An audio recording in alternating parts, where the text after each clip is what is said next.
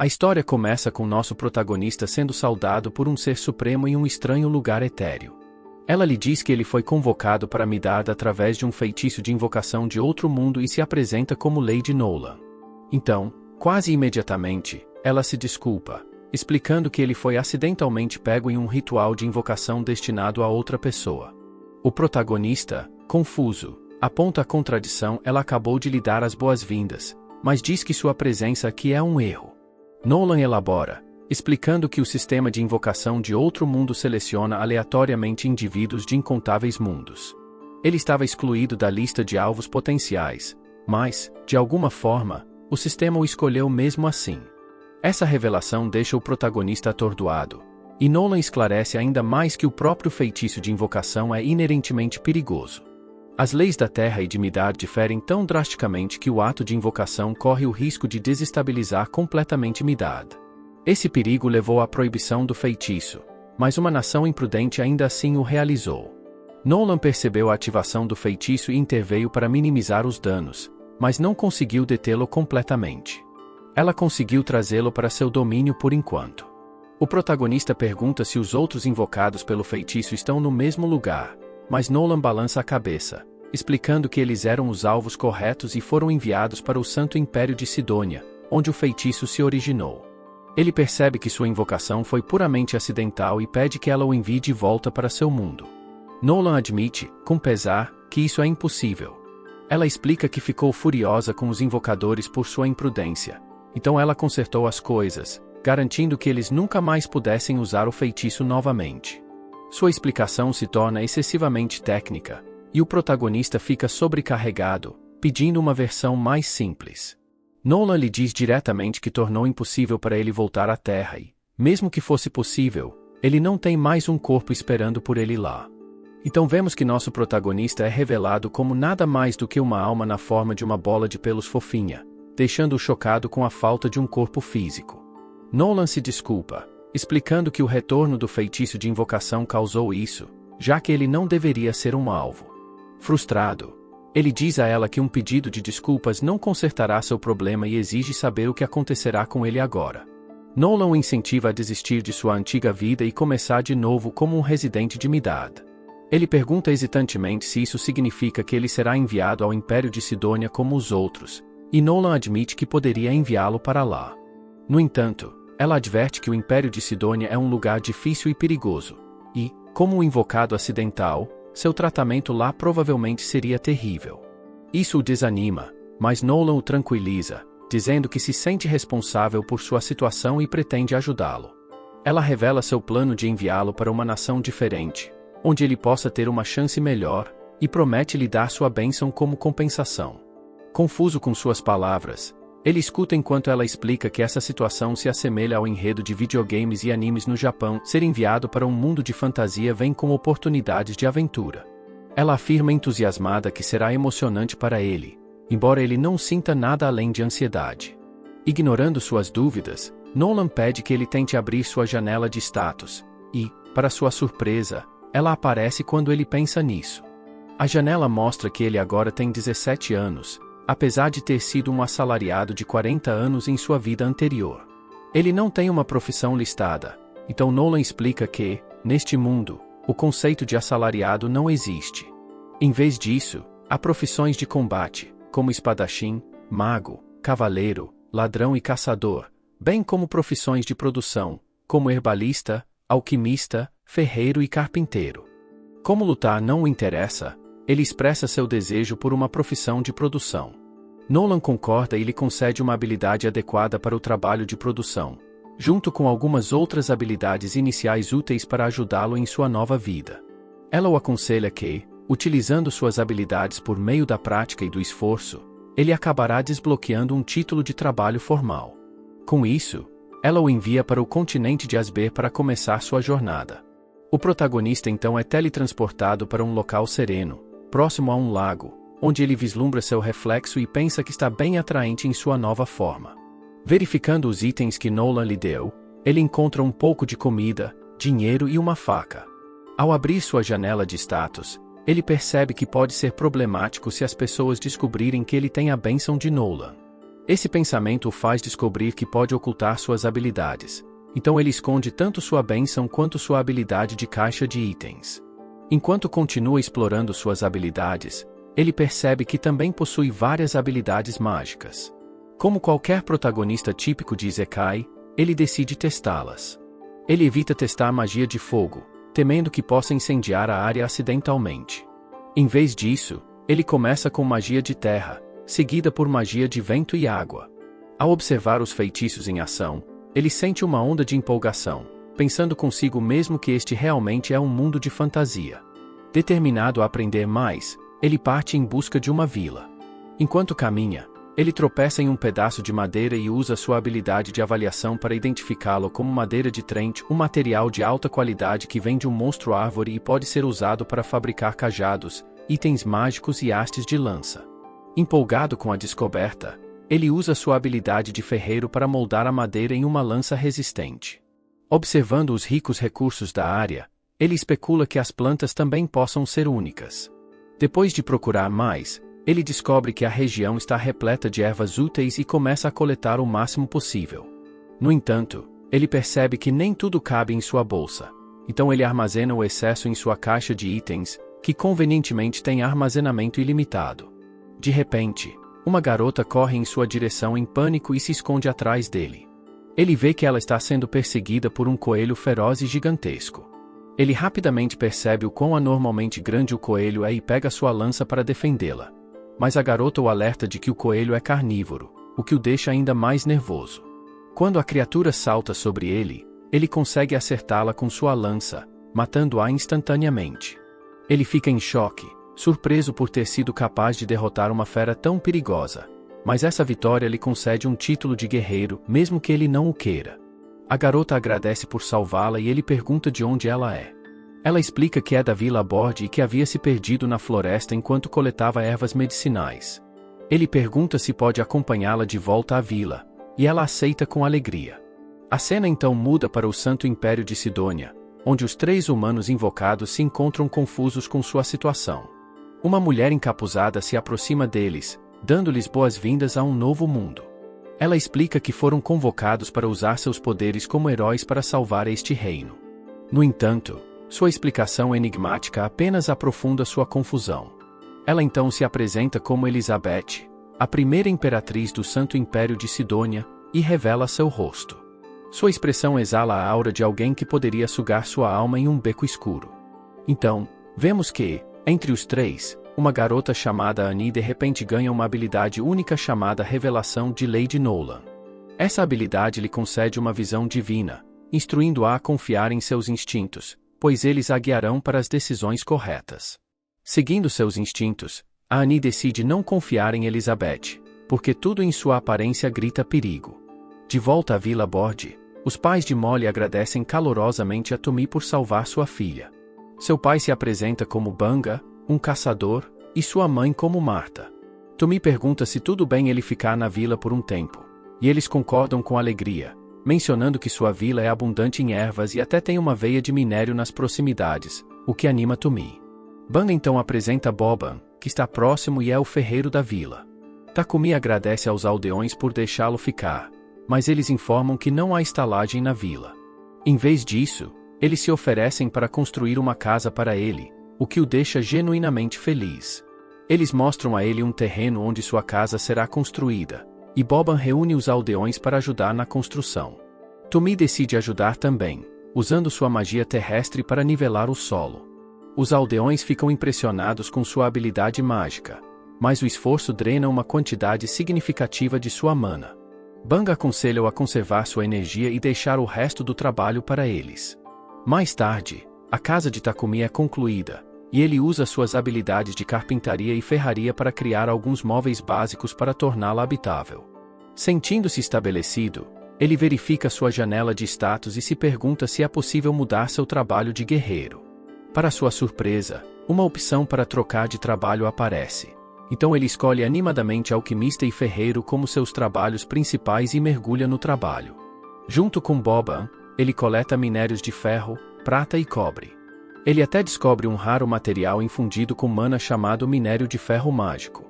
Decidindo fundir tudo em lingotes, Tumi começa com o minério de ferro, observando que, neste mundo, o processo não requer uma fornalha graças à magia.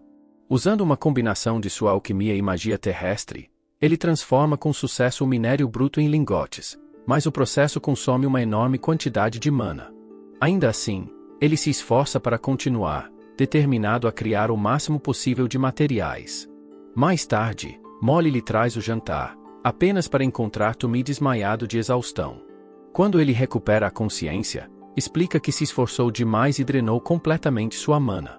Martha lhe dá uma bronca severa por ser imprudente, e Banga lhe entrega uma poção de cura, que restaura sua energia. A partir de então, Martha e Molly passam a verificar regularmente se ele não está exagerando. Tumi continua diligentemente sua alquimia, refinando minérios em lingotes ao longo de vários dias. No processo, ele consegue extrair pequenas quantidades de metais preciosos como ouro, chumbo, tungstênio, titânio e estanho. Usando esses materiais, ele cria utensílios e ferramentas de alta qualidade. Seu esforço incansável faz com que seus níveis de alquimista e ferreiro aumentem significativamente. Depois, vemos Takumi aprimorando suas habilidades de ferreiro sob a orientação de Boban, ajudando-o com magia de fogo durante o trabalho. Juntos, eles forjam uma faca, e Boban declara orgulhosamente que é sua melhor criação até agora. O nível de ferreiro de Tumi sobe rapidamente para 40, enquanto seu nível de alquimista fica para trás em 33, para sua frustração, pois seu verdadeiro objetivo é se destacar como alquimista. Mais tarde, Tumi se aproxima de Banga pedindo algumas poções para tentar fazer suas próprias usando as ervas que coletou. Banga concorda, mas só tem poções básicas para oferecer, que Tumi aceita com gratidão. Logo, vemos Tumi preparando poções como um cientista louco ou uma bruxa maligna de uma história de fantasia. O processo o lembra de sua infância, quando experimentava sem parar. Assim que sua poção está pronta, ele percebe que sua cor é diferente da de Banga e sente uma leve mana emanando dela. Ele deduz que isso se deve ao uso de água preparada com magia da água e fica ansioso para aprender mais receitas de poções. Indo além, vemos Tumi mastigando plantas venenosas aleatórias de propósito. Quando é envenenado, ele se cura com seu feitiço de cura, um método doloroso, mas eficaz, para ganhar resistência a venenos e paralisia, enquanto aprimora sua habilidade de magia da luz. Ele observa que esse método perigoso é a maneira mais rápida de desenvolver tal resistência, embora esteja longe de ser agradável. Graças a esse treinamento imprudente, ele desbloqueia a magia de purificação. Mas, justo quando reflete sobre seu progresso, um enorme javali blindado de nível 25 aparece diante dele. Armado com sua lança e faca, Tumi se prepara para se defender. O javali investe, e Tumi arremessa sua faca contra ele, mas a lâmina ricocheteia inofensivamente. Desesperado, ele ataca com sua lança, que se despedaça. Recorrendo a feitiços, ele lança bola de rocha e cortador de vento, mas nenhum deles tem efeito. Frustrado e encurralado, Tumi busca desesperadamente um plano. De repente, ele percebe um movimento atrás dele e encontra uma aranha venenosa à espreita. Assumindo o pior, ele se prepara para outra luta, apenas para perceber que a aranha está ferida. Antes que ele possa reagir, o javali investe novamente. Tumi se prepara para o impacto, mas a aranha inesperadamente vem em seu auxílio, cegando o javali e fazendo com que ele erre o ataque. Embora o javali esteja desorientado, Tumi ainda não sabe como derrotá-lo. Em um lampejo de inspiração, ele usa sua habilidade de decomposição alquímica, e o feitiço dissolve o javali blindado por dentro, derrotando-o completamente. Quando o javali cai, Takumi ganha habilidades de combate corpo a corpo e com magia, ficando incrédulo que sua magia de criação o salvou. Takumi então verifica a aranha venenosa, notando que ela está à beira da morte. Grato por sua ajuda, ele agradece à aranha, assumindo que ela se arriscou para salvá-lo. Usando seu feitiço de cura, ele restaura a força da aranha e se prepara para partir, pensando que agora está tudo bem. No entanto, uma notificação aparece de repente, informando que ele pode domar a aranha. Surpreso com a opção, ele hesita. Quando a aranha olha para ele com seus 8 olhos brilhantes e esperançosos, torna-se impossível para Takumi ir embora. Ele pergunta se a aranha quer acompanhá-lo, e ao concordar, ele a domestica, desbloqueando uma conexão telepática. Curioso, ele pergunta se ela já tem um nome, mas não tem. Notando o padrão de folha de bordo em suas costas, ele a chama de Maple. Assim que a aranha aceita o nome, ela evolui para uma aranha assassina, e até sua perna arrancada se regenera. Mais tarde, Tumi retorna à vila, exibindo orgulhosamente o enorme javali blindado que derrotou. Os aldeões ficam atônitos e impressionados por ele ter matado uma criatura tão formidável sozinho. Enquanto isso, em Midad, Nolan observa Tumi de longe, satisfeita ao vê-lo prosperar. Outro ser supremo se junta a ela, perguntando o que Nolan espera do garoto. Nolan finge ignorância, mas o ser supremo insiste, revelando que ela deu a Takumi um corpo especial, sua bênção e até o enviou um ano no passado antes que o feitiço de invocação do Império Sagrado de Sidônia fosse ativado. Nolan descarta a ideia de que tem segundas intenções, mas sua expressão atrai, sugerindo que pode ter um plano maior para o futuro de Tumi. Antes de continuar, tenho um presente para vocês. Se vocês querem entender como fazer dinheiro com o YouTube, sem nem precisar aparecer, clica no link na descrição que eu te mostro. Mas corre, porque eu vou ter que tirar esse vídeo do ar em breve, antes que os grandes YouTubers fiquem de olho nisso. Agora vamos continuar o vídeo. Uma manhã, Jumi acorda e se encontra amarrado na cama, e ele imediatamente sabe que Maple está por trás disso. Ela se desculpa, explicando que tem se sentido solitária porque Tumi tem estado muito ocupado ultimamente e só quer chamar sua atenção. Percebendo que tem negligenciado ela, Tumi admite que o trabalho tem consumido todo o seu tempo, então ele decide tirar o dia de folga e passá-lo com Maple. Esse simples gesto a deixa radiante. Justo quando os dois estão se preparando para aproveitar o dia, Marta entra com o almoço de Takumi e imediatamente percebe a situação constrangedora. Para ela, parece que algo estranho está acontecendo entre Tumi e Maple, mas Tumi insiste que não é o que ela está imaginando.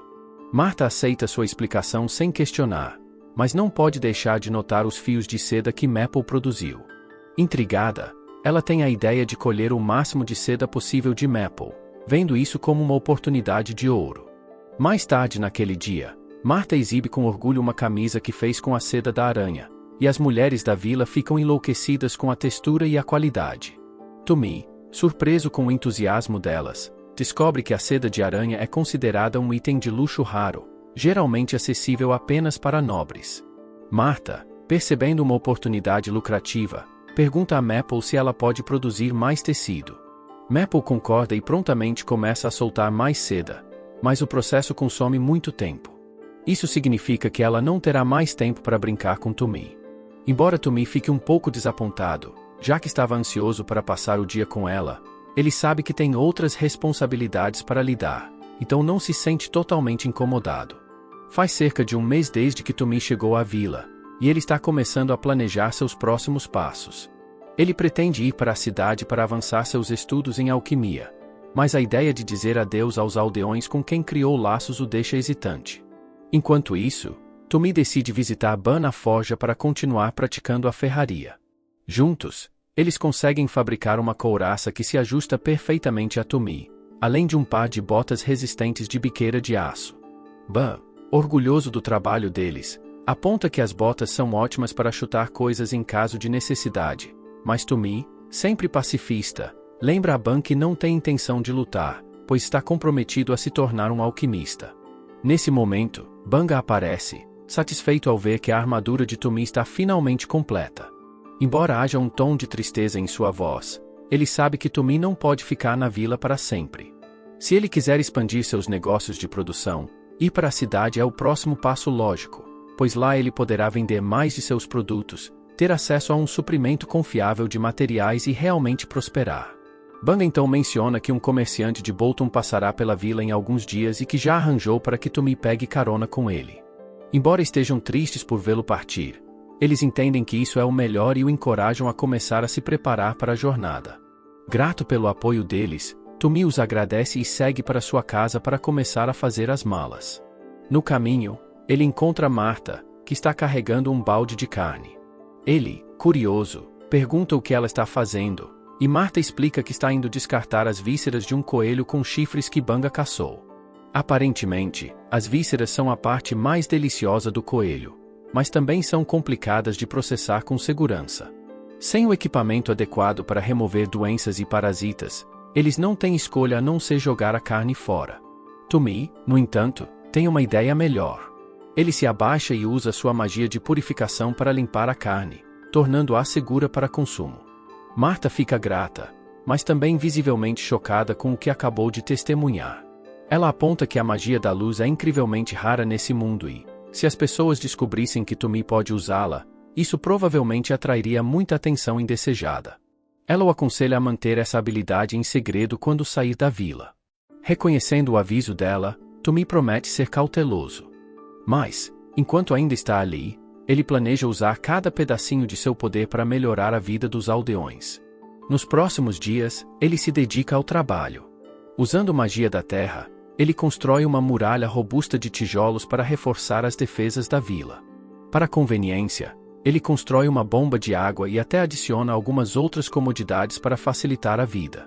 Quando termina, a vila está completamente transformada. Quando o comerciante de Bolton finalmente chega, ele fica tão surpreso com as melhorias que mal reconhece o lugar. Banga então avança para cumprimentar Pepe, o comerciante, e, após finalizar um acordo de troca, Tumi se aproxima, pronto para partir. Pepe, que já ouviu muito sobre Takumi por meio de Banga, se apresenta, e todos confirmam se Tumi tem tudo o que precisa. Tumi garante que não esqueceu nada. Há um último gesto que ele quer fazer antes de partir. Ele enfia a mão na bolsa e entrega a Banga uma poção, explicando que já deixou cerca de 100 garrafas semelhantes na casa de Banga, pedindo que ele as use em caso de emergência para curar qualquer ferimento. Pepe, ao notar a poção, pede para vê-la mais de perto e fica chocado com sua qualidade. É, sem dúvida, uma poção de alto nível. No entanto, Tumi parece alheio ao quão valiosa sua criação realmente é. Os outros aldeões se reúnem para se despedir de Takumi, e Pepe gentilmente oferece para esperar até que todos tenham dito adeus. Molly acena para Maple, que está dormindo confortavelmente no saco de Tumi, e Marta entrega a Tumi uma roupa feita com a seda de Maple, um presente colaborativo das mulheres da vila. Comovido pela consideração deles, Tumi agradece a todos pela gentileza, especialmente considerando o pouco tempo que passou na vila.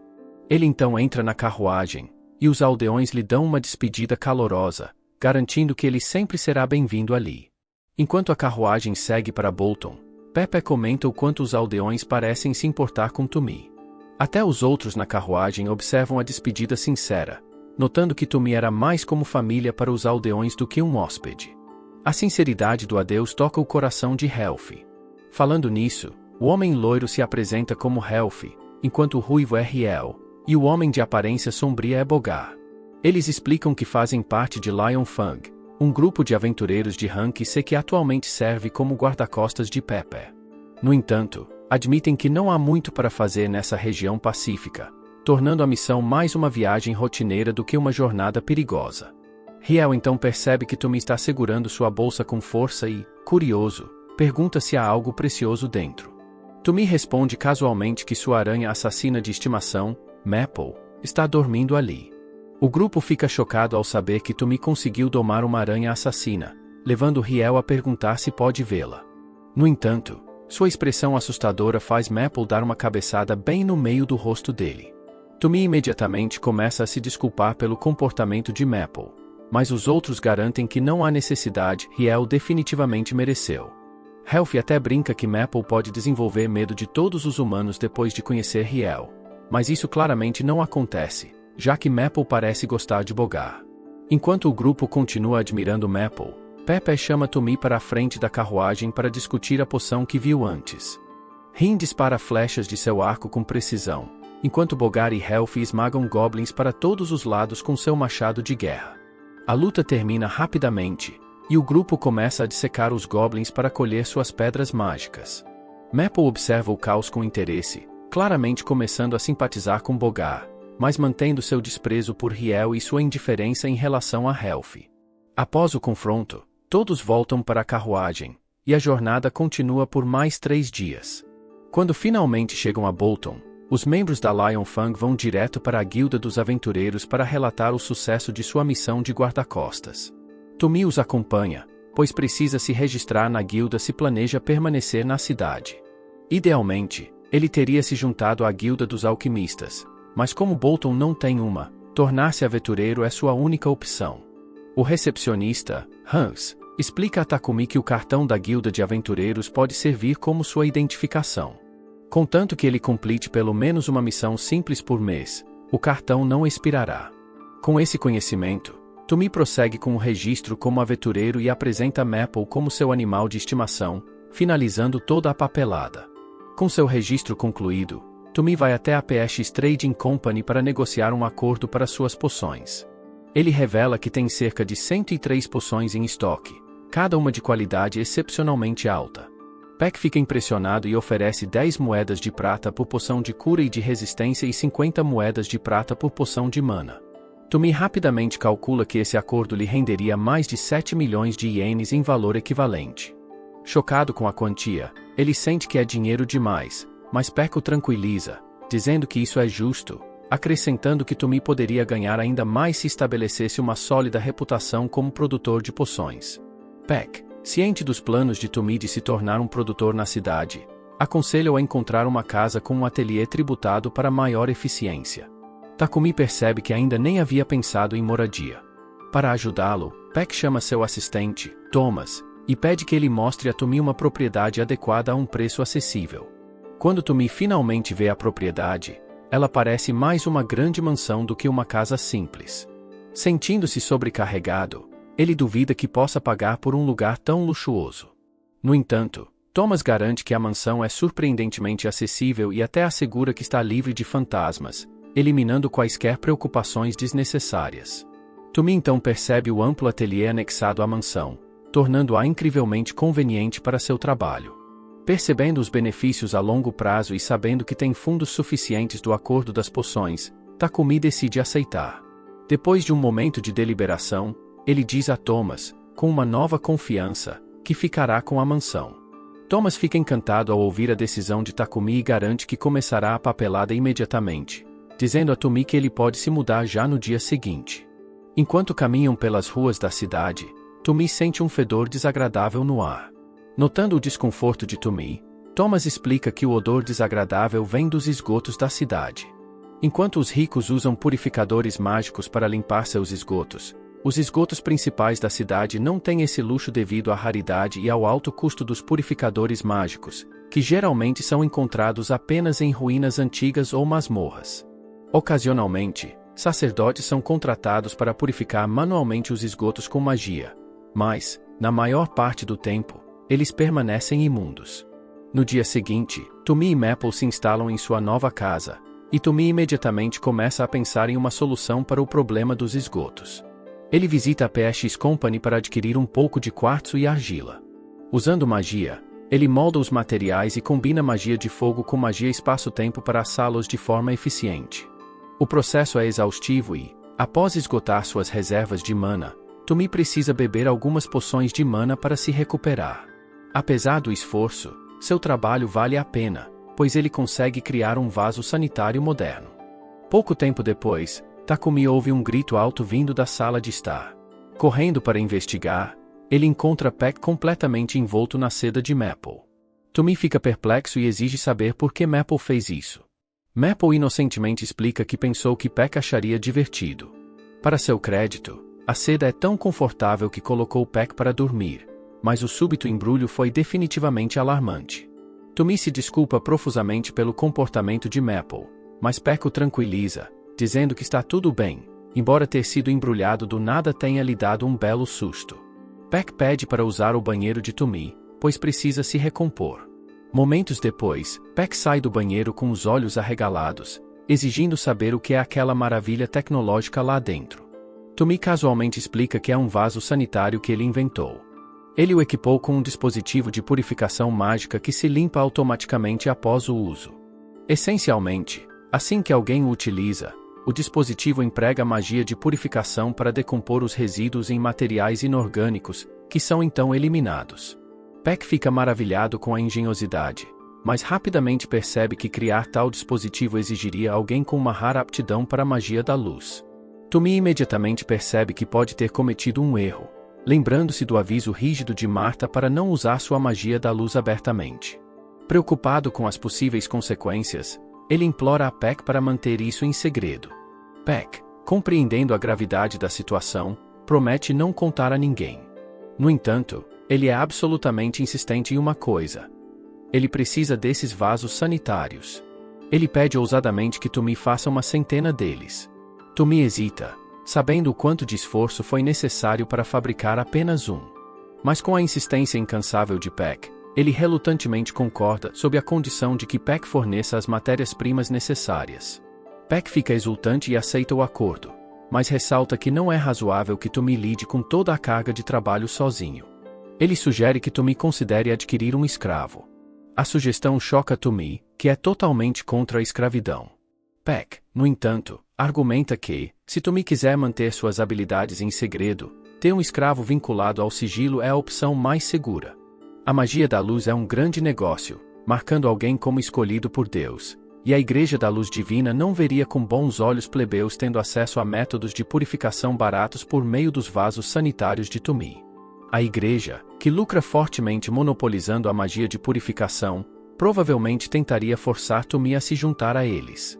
Mas Peck o tranquiliza, dizendo que já tem um plano para lidar com a Igreja, então Tumi não precisa se preocupar com isso por enquanto. Peck então enfatiza que manter a Igreja no escuro sobre sua magia da luz é fundamental, e por isso contratar um escravo pode ser a opção mais segura. Mas Tumi permanece firmemente contra a escravidão, prometendo lidar com o trabalho sozinho, se necessário. Antes que possam discutir mais, o cartão da guilda de Tumi de repente começa a brilhar. Ele verifica curiosamente e encontra uma notificação exigindo que ele complete uma missão de verificação para manter seu status de aventureiro. Percebendo que não terá tempo para lidar sozinho com a produção dos vasos sanitários, ele relutantemente concorda com a sugestão de Peck. Peck então leva Tumi à Trading Company, garantindo que eles são os comerciantes de escravos mais éticos disponíveis. Enquanto Peck vai negociar um bom negócio com o proprietário, Tumi sai para o jardim, atraído por sua beleza. Lá, ele percebe uma deslumbrante elfa sentada sozinha em um terraço. Antes que ele possa dizer qualquer coisa, ela o vê e ordena abruptamente que ele saia. A cena então muda para Tumi conhecendo Muin, a dona de uma empresa de comércio de escravos. Peck apresenta Tumi a ela, explicando que ele está procurando um escravo. No entanto, ele acrescenta que Tumi está hesitante em usar um contrato de escravo. Tumi revela que, em sua terra natal, a escravidão não existe. Muin acena com a cabeça em compreensão e explica que, se Tumi fizer um contrato com o escravo, de fato, será vinculado a ele. No entanto, ela garante que, no Cais de Barula, os direitos dos escravos são protegidos por lei. Ela então descreve os direitos gerais dos escravos, e Tumi os resume, observando que o dono é obrigado a fornecer comida, roupas e abrigo. Além disso, tanto o dono quanto o escravo estão estritamente proibidos de causar danos fatais um ao outro, e o escravo é proibido de compartilhar qualquer informação pessoal sobre seu dono com outras pessoas. Tumi reflete que esse sistema é diferente do que ele havia imaginado. Muin então explica os tipos comuns de contratos. Escravos que entram na servidão devido a dívidas permanecem vinculados até que sua dívida seja totalmente paga. Criminosos podem escolher contratos como uma forma de reabilitação e para ganhar um sustento. Prisioneiros de guerra podem aceitar contratos para garantir um lugar para viver. No entanto, ela acrescenta que algumas pessoas são capturadas e forçadas à escravidão ilegalmente, uma realidade triste que acontece com muita frequência. Peck então sugere que um escravo de guerra pode ser mais adequado para Tumi, já que eles só podem ser libertados com a permissão de seu mestre. Muin pergunta por quê, curiosa sobre sua preferência. Peck explica que Tumi é um produtor com habilidades excepcionais que são impossíveis para os outros replicarem. Muin, no entanto, quer ouvir a razão diretamente de Tumi. Ele explica que seu objetivo principal é focar em seu trabalho. No entanto, ele também tem responsabilidades, incluindo completar missões do Adventurers Guild e gerenciar tarefas diárias. Ele também menciona que precisa de alguém para administrar a mansão onde está morando atualmente e cuidar das tarefas domésticas. Além disso, Tumi possui muitas habilidades confidenciais que podem atrair atenção indesejada. Tumi também acrescenta que frequentemente se aventura em áreas perigosas para coletar materiais, então seria ideal contratar alguém que pudesse protegê-lo e ajudá-lo durante tudo isso. Ouvindo os requisitos de Tumi, Muin percebe que ele precisa de 2 escravos. Ela convoca uma garota chamada Maria, apresentando-a a Tumi. Mui então explica que Maria foi sequestrada por bandidos quando criança e não tem família sobrevivente. Ao longo dos anos, ela foi treinada em leitura, escrita, cálculos e tarefas domésticas gerais. Ela então informa Maria sobre as necessidades de Tumi, enfatizando que ele precisa de alguém para administrar sua mansão. Tumi então descreve o layout de sua mansão, detalhando o número de quartos, e pergunta se ela pode cuidar de tudo sozinha. Maria afirma com confiança que pode administrar a casa, e Tumi fica aliviado ao ouvir isso. Percebendo sua hesitação, Maria pergunta se algo está errado. Tumi admite que está surpreso que alguém tão fofa como ela ainda não tenha sido escolhida por outra pessoa. Embaraçada com o elogio, Maria cora. Tumi rapidamente se desculpa, preocupado que seu comentário possa ter sido inapropriado, mas Maria o tranquiliza, explicando que suas habilidades se limitam a tarefas domésticas gerais. Tumi garante a ela que apenas tarefas domésticas são tudo o que ele precisa, mas Maria hesita, parecendo desconfortável. Quando ele pergunta o que está errado, ela timidamente esclarece que não compartilhará a cama com ele. Tumi fica surpreso e rapidamente esclarece que esse tipo de arranjo não é o que ele está procurando. Ele a tranquiliza de que seu único interesse é sua capacidade de gerenciar a casa. Maria sente-se aliviada e concorda, então Muin decide prosseguir com seu contrato. Muin então informa Tumi que ela atualmente não tem nenhum escravo de guerra adequado para combate. No entanto, Maria menciona alguém chamada Sofia. Muin imediatamente manda ela parar de falar fora de hora e instrui Maria a voltar ao seu quarto para reunir seus pertences. Depois que Maria sai, Tumi pergunta, curioso, quem é Sofia? Muin explica que Sofia é uma escrava de guerra, mas tem certos problemas. Ouvindo isso, Tumi fica intrigado e sente uma forte vontade de não ignorar essa situação. Ele se pergunta se é sua habilidade de intuição guiando, mas decide confiar na sensação e pergunta a Muin se pode conhecer Sofia. Muin concorda e o leva até onde Sofia está sendo mantida. Muin então explica que Sofia foi capturada durante a guerra entre o reino de Triara e o reino de Yur, há 50 anos. Tumi fica chocado com o tempo e pede mais detalhes. Muin revela que Yur era uma nação de elfos. Por várias razões, Sofia permaneceu sem contrato desde então. Tumi, curioso, pergunta quais são essas razões. Muin explica que a orelha esquerda de Sofia foi cortada, e sua mão direita e perna esquerda têm movimentos comprometidos. Embora suas limitações não interfiram na vida diária, elas tornam o combate quase impossível. Além disso, sua magia elemental e magia de espírito foram seladas, e ela provavelmente está sob uma maldição. Essas limitações significativas a tornam inadequada como uma combatente principal, razão pela qual ninguém a escolheu. Tumi então pede para falar com Sofia a sós, e Muin concorda, saindo da sala. Enquanto Tumi examina Sofia mais de perto, ela diz diretamente que não será útil para ele. No entanto, Tumi verifica seus status usando sua habilidade e, para sua surpresa, os status dela são incrivelmente altos. Embora cada um tenha sido reduzido em 100 pontos devido a seus ferimentos, sua mana também está completamente inacessível por causa da maldição. Mas Tumi percebe seu potencial e pensa que pode curar seus ferimentos e remover a maldição.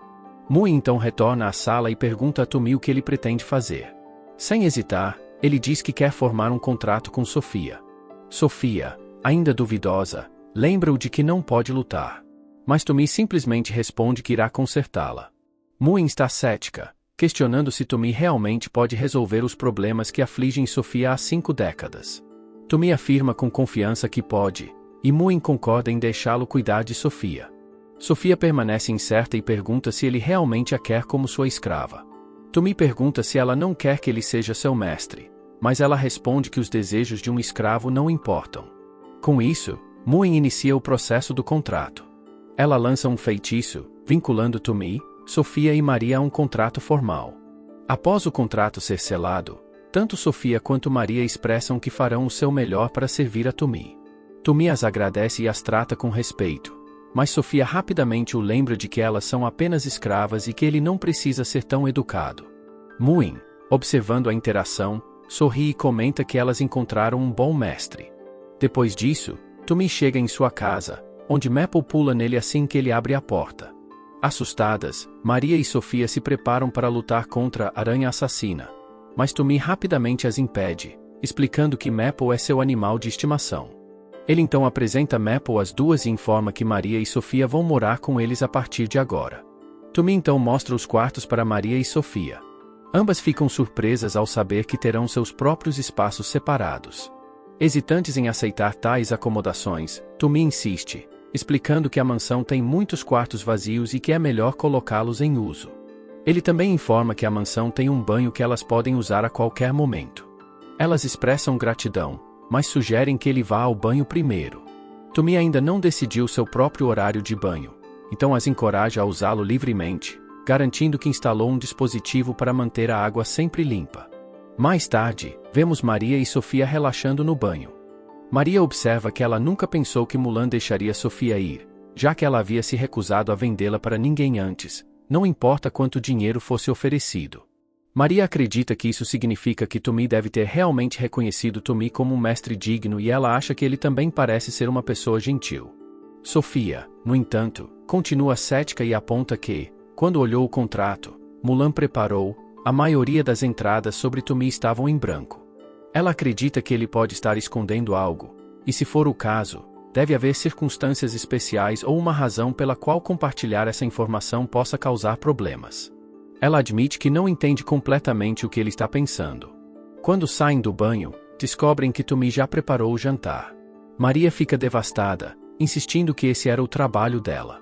Tumi a tranquiliza, explicando que só queria facilitar as coisas para o primeiro dia deles.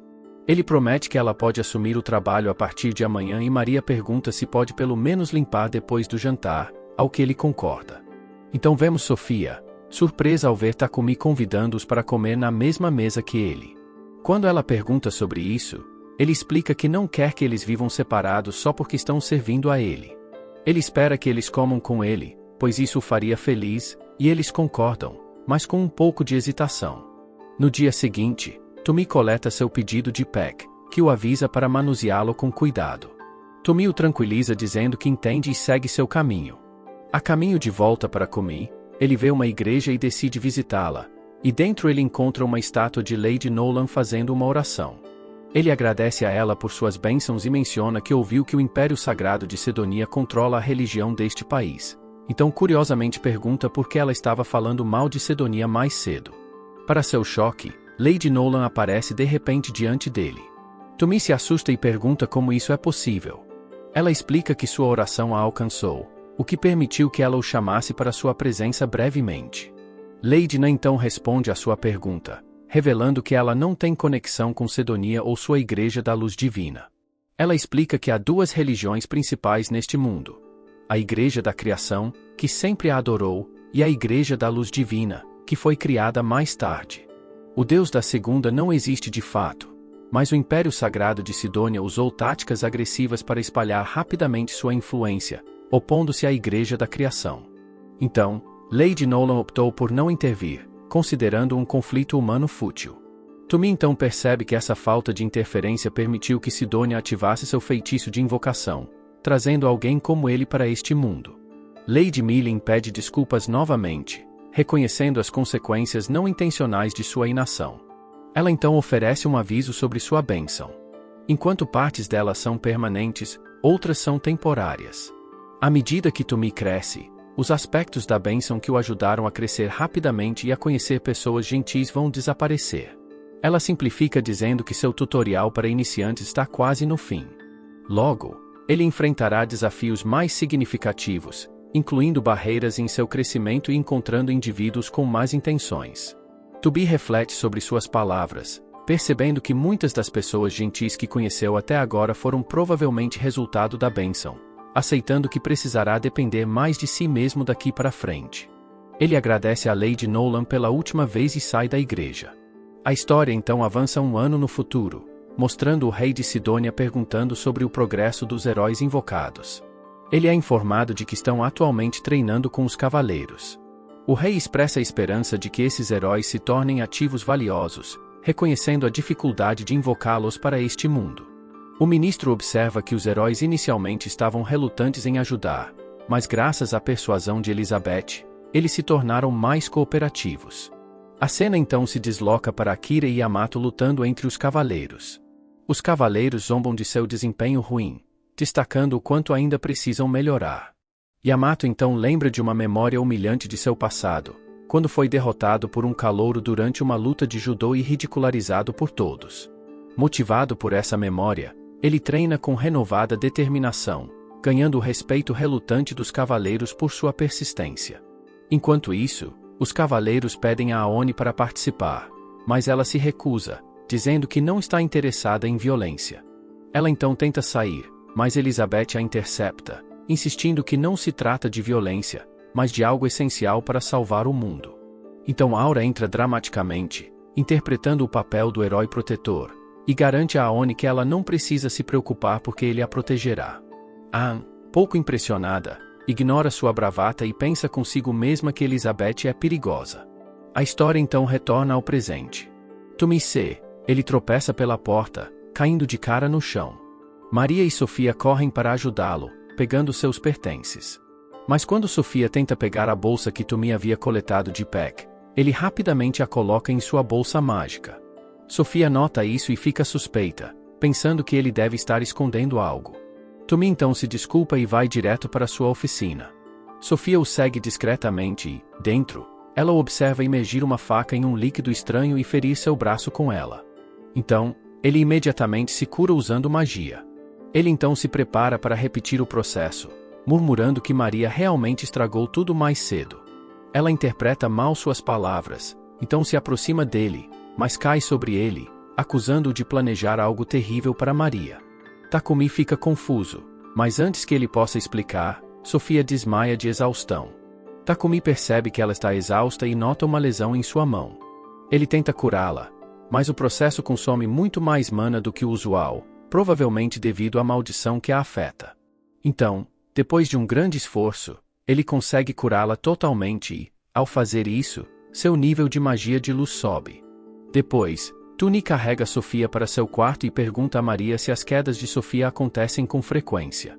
Maria explica que Sofia desmaiou de exaustão antes, geralmente quando se move muito repentinamente ou fica excessivamente animada, e ela suspeita que a causa seja a maldição que afeta Sofia.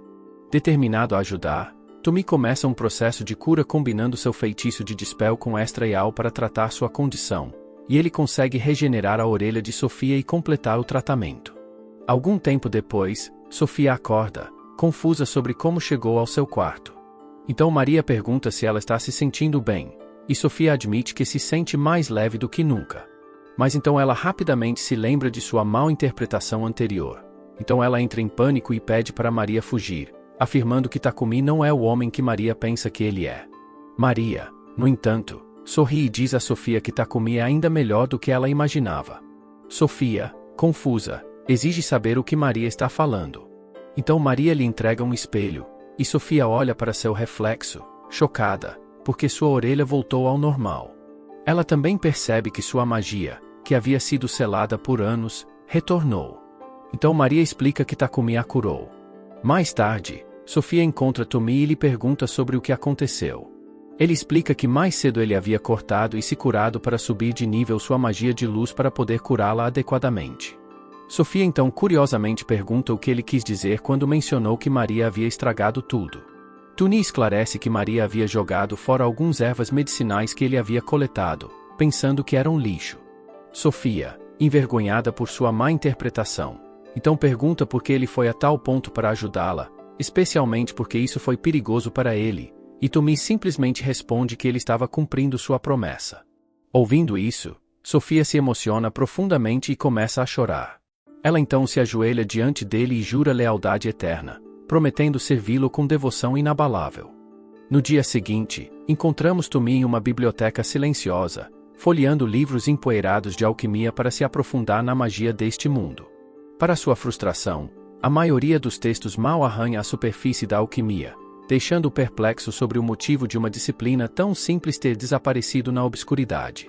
Mas, depois de pensar um pouco, ele conclui que a alquimia deve ser um vestígio de uma antiga civilização mágica. Convenientemente, a bênção de Lady Nolan permite que ele entenda todas as línguas deste mundo, tornando até mesmo os livros de alquimia mais complexos risivelmente simples para ele compreender. Armado com o novo conhecimento, Tumi volta para casa, onde Maria o recebe com sanduíches para o almoço. Enquanto comem, Maria começa a pensar consigo mesma sobre como foi emocionante ver Tommy e Sofia se reconciliando no dia anterior. Ela, timidamente, admite que estava espionando-os por trás das cortinas, porque aparentemente, a privacidade pessoal está superestimada. Ela se entusiasma sobre como foi romântico ver Sofia jurando lealdade a Takumi, comparando-o a um cavaleiro jurando proteger uma princesa, exceto que, neste caso, Tommy é a princesa. Maria e Maple concordam de todo o coração que Tommy faz uma princesa admirável, para grande constrangimento dele. Ele só pode responder com um sorriso constrangido. Mais tarde, à tarde, Tommy sai para trabalhar em seu negócio de produção, porque a tarefa de hoje envolve embalar um grande pedido de banheiros para Peck. Ara e Sofia o acompanham, limpando e embalando os produtos enquanto Takumi sonha acordado em escapar da monotonia da fabricação. Ele compartilha casualmente seus pensamentos com Maria e Sofia, confessando seu desejo de explorar o mundo. Ele sonha em caçar materiais exóticos, provar refeições únicas e descobrir ruínas escondidas. Naturalmente, também menciona levar Sofia como sua guarda-costas, enquanto deixa Maria para administrar a mansão. Maria, no entanto, não fica nada feliz em ser deixada para trás enquanto até mesmo a aranha Maple vai junto, e isso é demais para ela suportar. Ela então usa seu olhar de empregada fofo, mas manipulador, e, como era de se esperar, Takumi cai nessa. Mas antes de decidir, Tommy verifica as estatísticas de Maria, suavemente esfregando o rosto dela para abrir a janela de status, porque aparentemente é assim que as janelas de status funcionam. Para sua surpresa, as estatísticas dela são melhores do que ele esperava, sugerindo que ela poderia lidar com combate. Impressionado, Tommy decide levá-la em suas futuras aventuras, mas insiste que ela treine com Sofia para aprimorar suas habilidades primeiro. Com isso resolvido, Takumi começa a criar armas e armaduras para Sofia e Maria. Quando ele pergunta suas preferências, Sofia não segura nada. Ela lhe entrega uma lista extensa, quase excessiva, de seus pedidos de armas e voluntária Maria para uma lança, prometendo treiná-la pessoalmente. Takumi reúne os materiais necessários e começa a trabalhar, canalizando sua magia de manipulação de alquimia para acelerar o processo.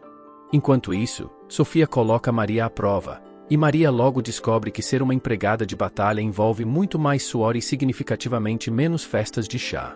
Tommy termina as armas em tempo recorde, adicionando toques pessoais, um padrão de asas para a arma de Sofia e um motivo de chamas para a lança de Maria. Claro, ele vai além e as encanta com reparo automático e aumentos de ataque. Por que não adicionar um pouco de poder extra? Enquanto Tommy trabalha, sua mente vagueia para territórios perigosos. Ele imagina Maria empunhando sua lança com traje completo de empregada, e sua imaginação hiperativa leva a um clássico sangramento nasal estilo anime. Para piorar, Maria, de alguma forma, sentindo esse momento de adoração impura através do que ela chama de telepatia de empregada, afirma que pode sentir alguém olhando para sua parte sagrada. Takumi tenta ignorar isso e foca na próxima tarefa: criar armaduras. Naturalmente, seu primeiro instinto é ir para o modo RPG completo e considerar fazer roupas íntimas encantadas ao invés de equipamento prático, porque vamos encarar, isso parece ser o padrão nestes mundos. Mas até Tommy percebe que essa ideia ultrapassa muitas linhas, especialmente porque Maria e Sofia são tecnicamente suas funcionárias e não participantes de seus questionáveis sonhos de cosplay. O verdadeiro desafio, no entanto, é pegar as medidas delas. Perguntar diretamente só lhe renderia uma passagem de ida para a cidade dos pervertidos, mas Tommy tem uma solução. Com um sorriso travesso, direto do manual de vilões de Shaan, ele usa sua magia de alquimia para criar réplicas em tamanho real de Sofia e Maria. Ele passa uma quantidade hilariamente desconfortável de tempo olhando para esses manequins, especialmente para seus seios, porque profissionalismo nunca foi seu ponto forte.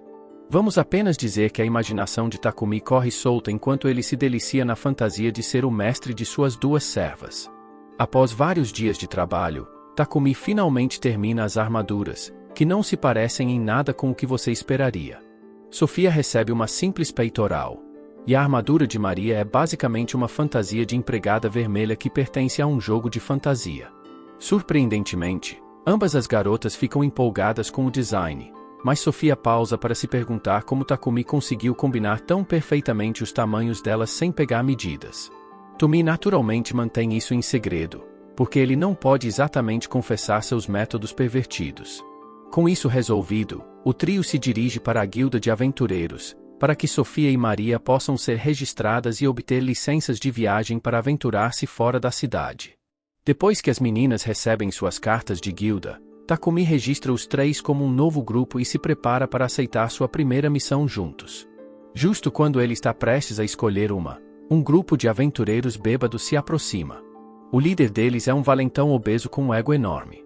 Eles imediatamente começam a provocar o grupo, dizendo para as meninas abandonarem Tumi e passarem o tempo com alguém mais digno do que um perdedor de classificação F como ele. Tumi não leva esse insulto na boa, embora internamente esteja aterrorizado do valentão gordo liderar o grupo. Ele quer proteger a honra de suas amigas. Invocando toda a coragem que tem, ele mantém sua posição e usa magia de aprimoramento físico para bloquear o ataque do valentão.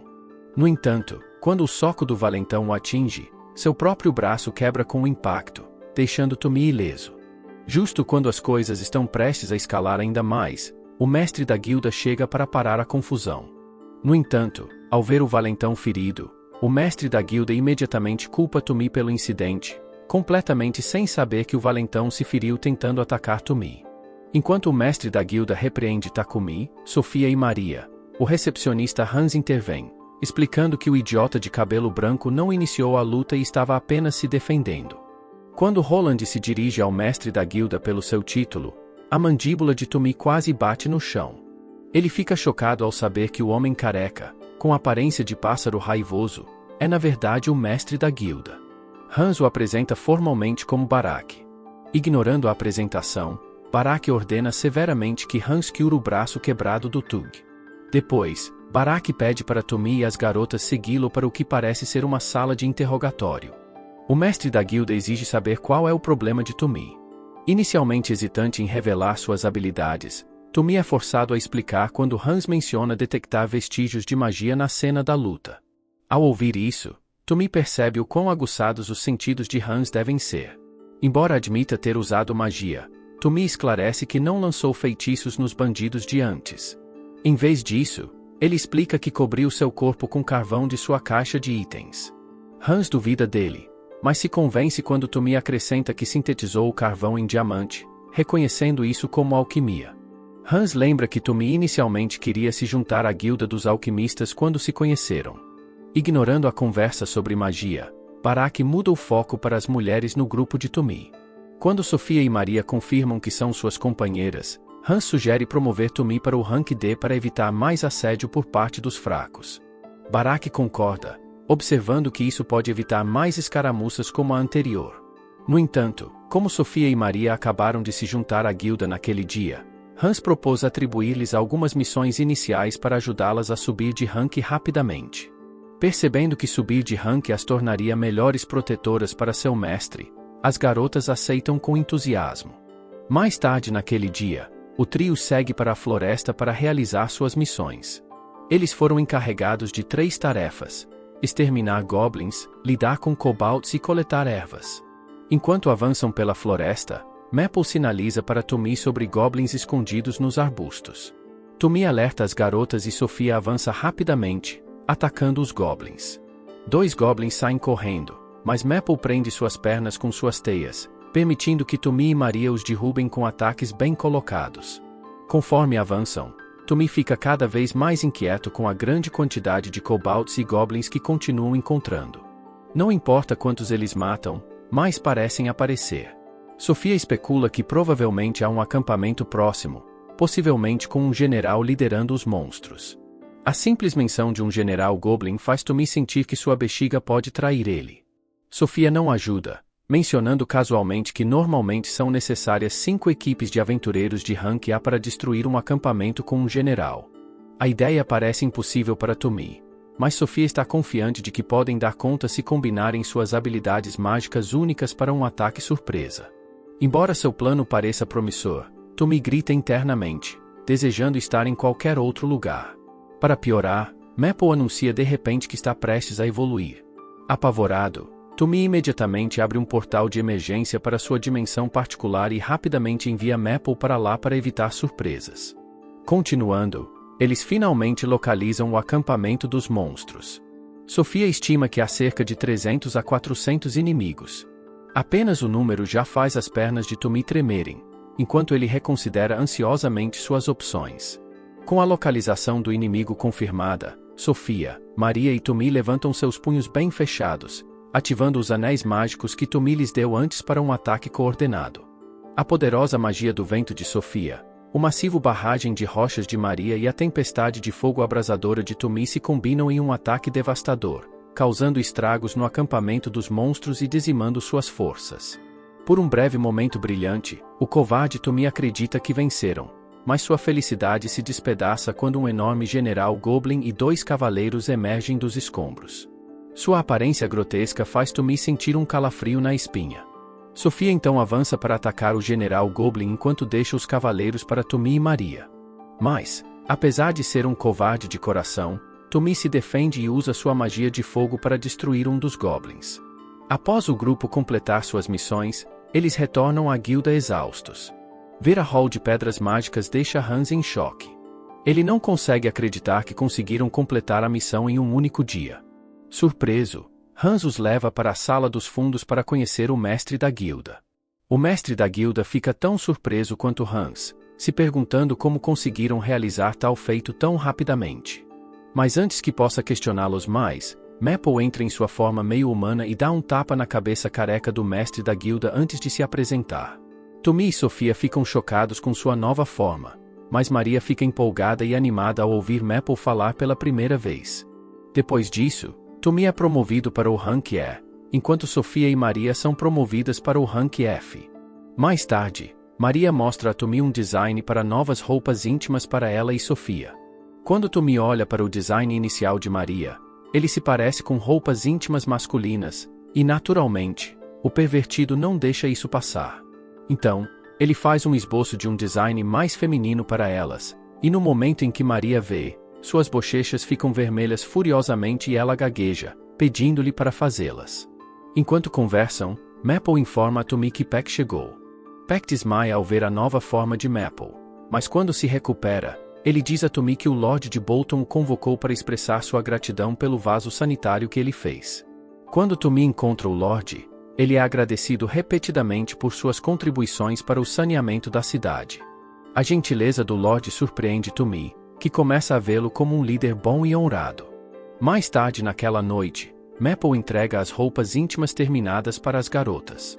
Quando elas as seguram, maravilham-se com o quão confortáveis elas são e brincam perguntando se podem experimentá-las na frente de Tommy. Essa sugestão é suficiente para fazer o virgem idiota surtar completamente, gritando como uma garotinha assustada. Ele corre para seu quarto e bate a porta atrás de si, deixando as garotas rindo de seu embaraço e pensando que ele é muito medroso. A cena então muda para Tommy colocando os toques finais em seus refrigeradores. Maple inspeciona um com fascinação, maravilhada com o ar frio dentro. Tommy explica que a geladeira foi projetada para manter os alimentos frescos por mais tempo, evitando que estraguem muito rapidamente. As outras garotas se reúnem ao redor, aproveitando a brisa refrescante, mas Tommy as avisa para não deixarem as portas abertas por muito tempo. Ele então as guia pelo processo de como construiu a geladeira, e Maria, claramente empolgada, o agradece, animada por poder cozinhar com ingredientes frescos sempre que quiser. Tommy então pergunta qual cor elas preferem, e após alguma discussão, elas se decidem pela azul. Satisfeito, Tommy leva os refrigeradores restantes para Peck, avisando-o de que está pronto para começar seu próximo projeto. Sofia, curiosa como sempre, se pergunta se ele está inventando algo novo mais uma vez.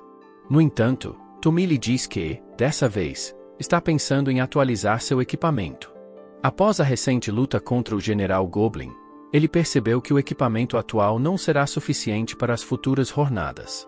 Ele acrescenta que seus níveis de ferreiro e alquimista melhoraram recentemente.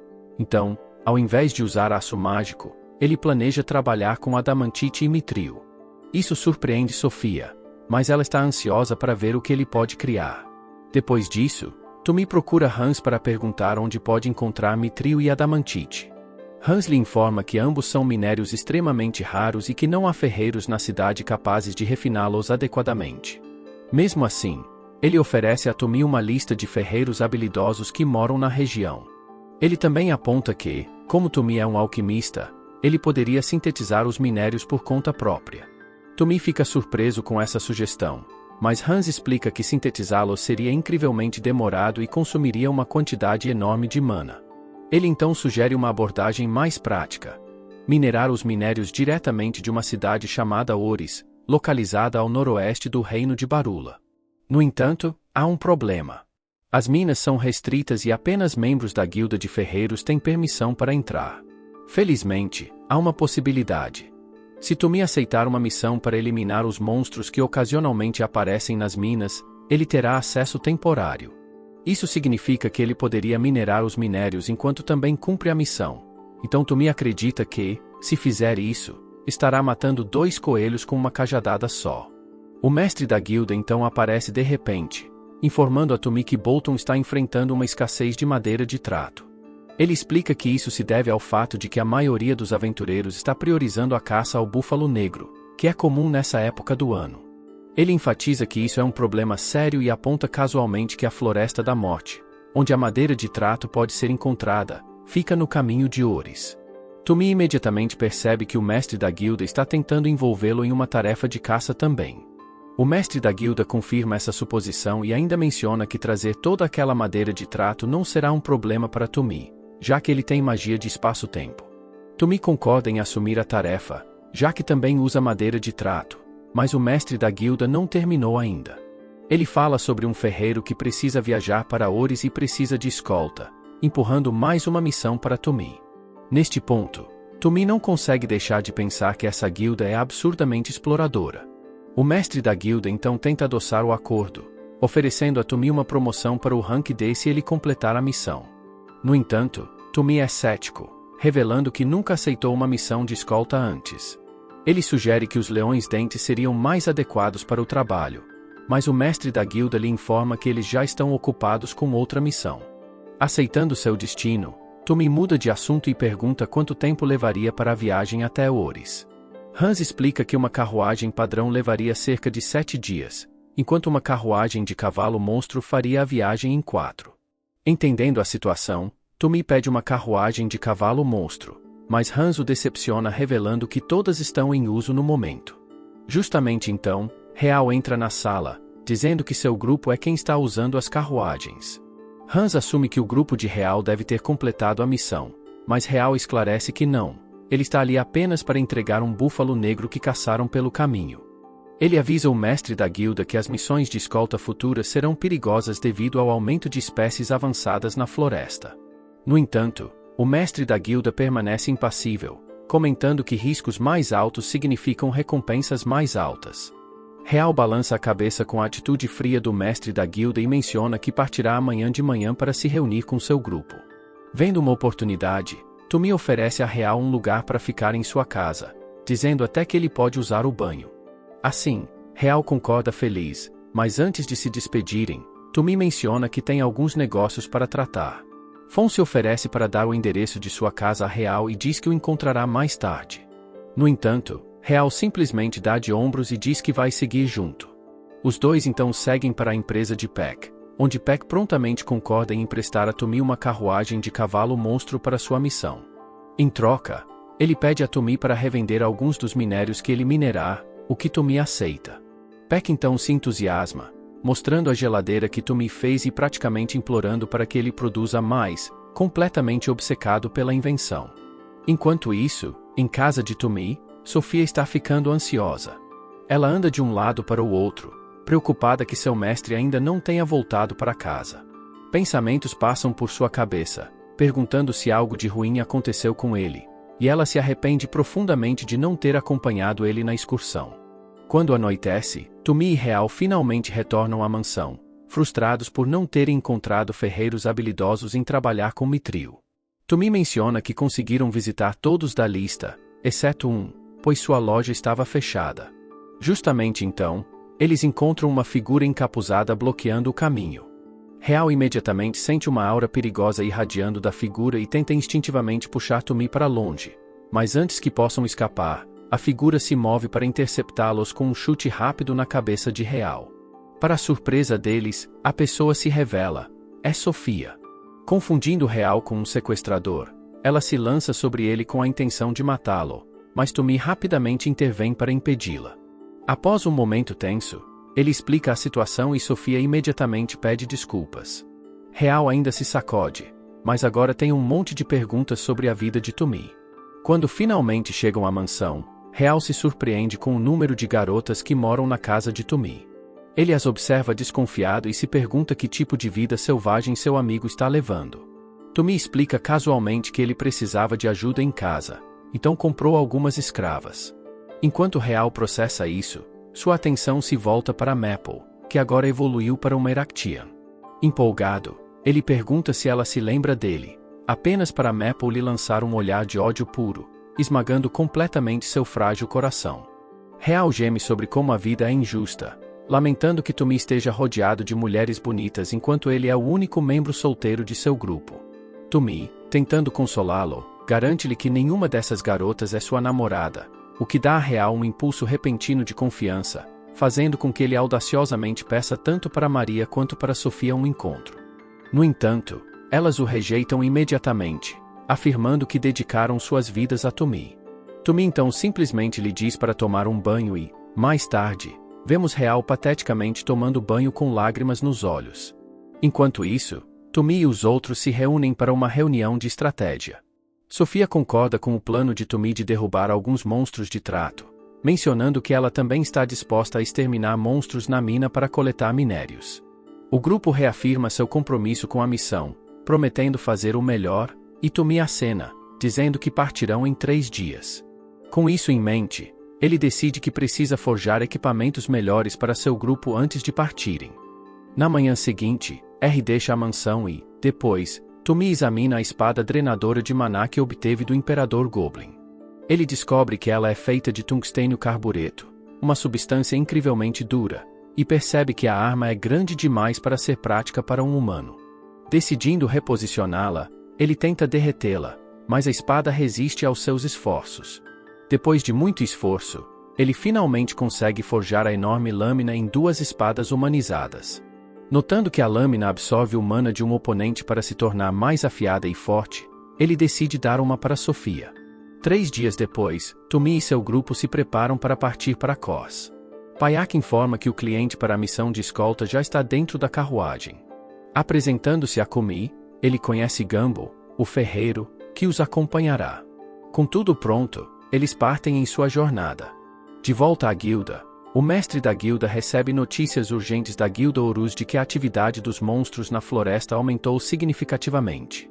No entanto, ele percebe que é tarde demais para agir, pois o grupo de T já partiu para a Floresta da Morte. Então ele espera que não encontrem espécies avançadas, sabendo o quão perigosa a jornada pode se tornar. Enquanto isso, Tumi e os outros continuam em frente, sem saber da ameaça iminente. Enquanto isso, de volta à capital real, um mensageiro do palácio encontra Pepig, expressando gratidão pelos banheiros que ele forneceu ao rei. O oficial lhe informa que estão considerando implementá-los em toda a capital, acreditando que essa inovação resolverá completamente os problemas de esgoto de longa data. Peck fica satisfeito ao ouvir isso, mas o oficial então o adverte que a notícia dessa inovação se espalhou bastante, alcançando até o Império Santo de Sidônia. Dada sua reputação, o Império provavelmente tomará uma atitude. Avançando um ano no futuro, vemos que tanto Yamato quanto Akira se tornaram lutadores formidáveis, impressionando aqueles ao redor com seu rápido desenvolvimento. No entanto, Aoni continua cético em relação a Elizabeth, mantendo um olhar atento sobre ela. Voltando ao grupo de Tumi, eles fazem uma parada na Floresta da Morte. Tumi lança uma barreira protetora ao redor do acampamento e instrui Gumball a ficar dentro enquanto eles lidam com o transe. A cena então se desloca para eles no fundo da Floresta da Morte, onde Tumi pergunta a Sofia como diferenciar um trem de uma árvore comum. Sofia explica que ele precisa se concentrar e sentir a magia deles enquanto observa ao redor. Ela então aponta para um, revelando que é um trem, e Tumi imediatamente parte para atacá-lo. Ele tenta golpeá-lo com suas raízes, mas Maple e os outros entram para cobri-lo. Aproveitando a oportunidade, ele crava sua lança na besta, derrubando-a e subindo de nível tanto em sua habilidade com machados quanto em habilidades de corte de madeira. Pensando que essas criaturas são fracas, Tumi assume que será uma tarefa fácil. No entanto, Sofia o avisa de que eles estão cercados e sugere usar magia para derrotá-los de forma mais eficiente. O time libera seus feitiços, cortando e queimando através do trante, e enquanto a batalha continua, Tumi sobe de nível em várias de suas habilidades. De repente, um trem ancião aparece, significativamente mais forte do que os outros. As meninas atacam, mas seus golpes não têm efeito duradouro, pois o monstro se regenera instantaneamente. Vendo isso, Sofia diz a Tumi que eles devem derrotá-lo com um único golpe decisivo. Ela o instrui a cobrir sua lâmina com magia de fogo, o que ele faz antes de correr em direção ao Elder Trent. Desviando dos seus ataques, ele dá um golpe direto em seu olho, causando um golpe fatal. Com isso, a criatura finalmente é derrotada, e as habilidades de Tumi sobem de nível novamente. Tumi então nota uma fruta estranha no chão e fica surpreso ao saber que os trens produzem frutas.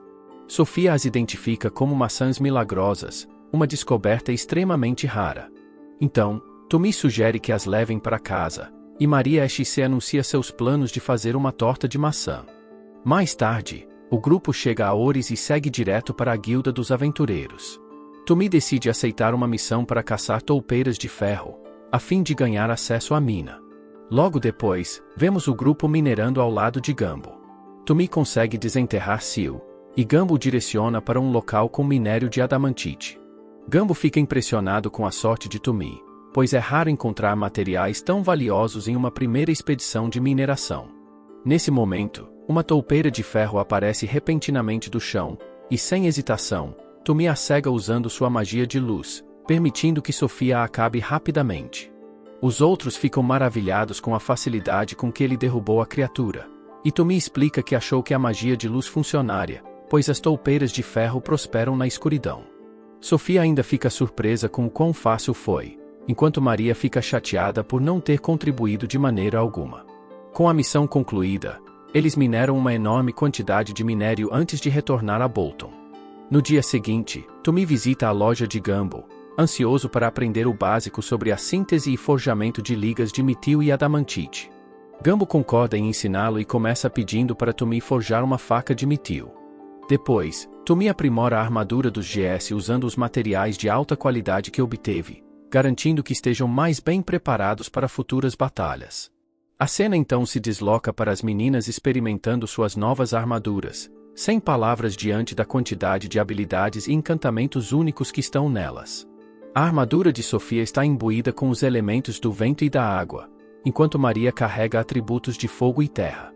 Tumi explica que, para imbuir as afinidades elementares nas armaduras, ele teve que saturar pedras mágicas com seu mana até que se tornassem azuis.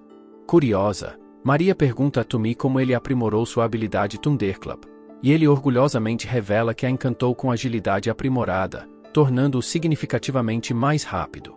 Para demonstrar, ele sai em alta velocidade, mas perde o controle e se choca diretamente contra a parede.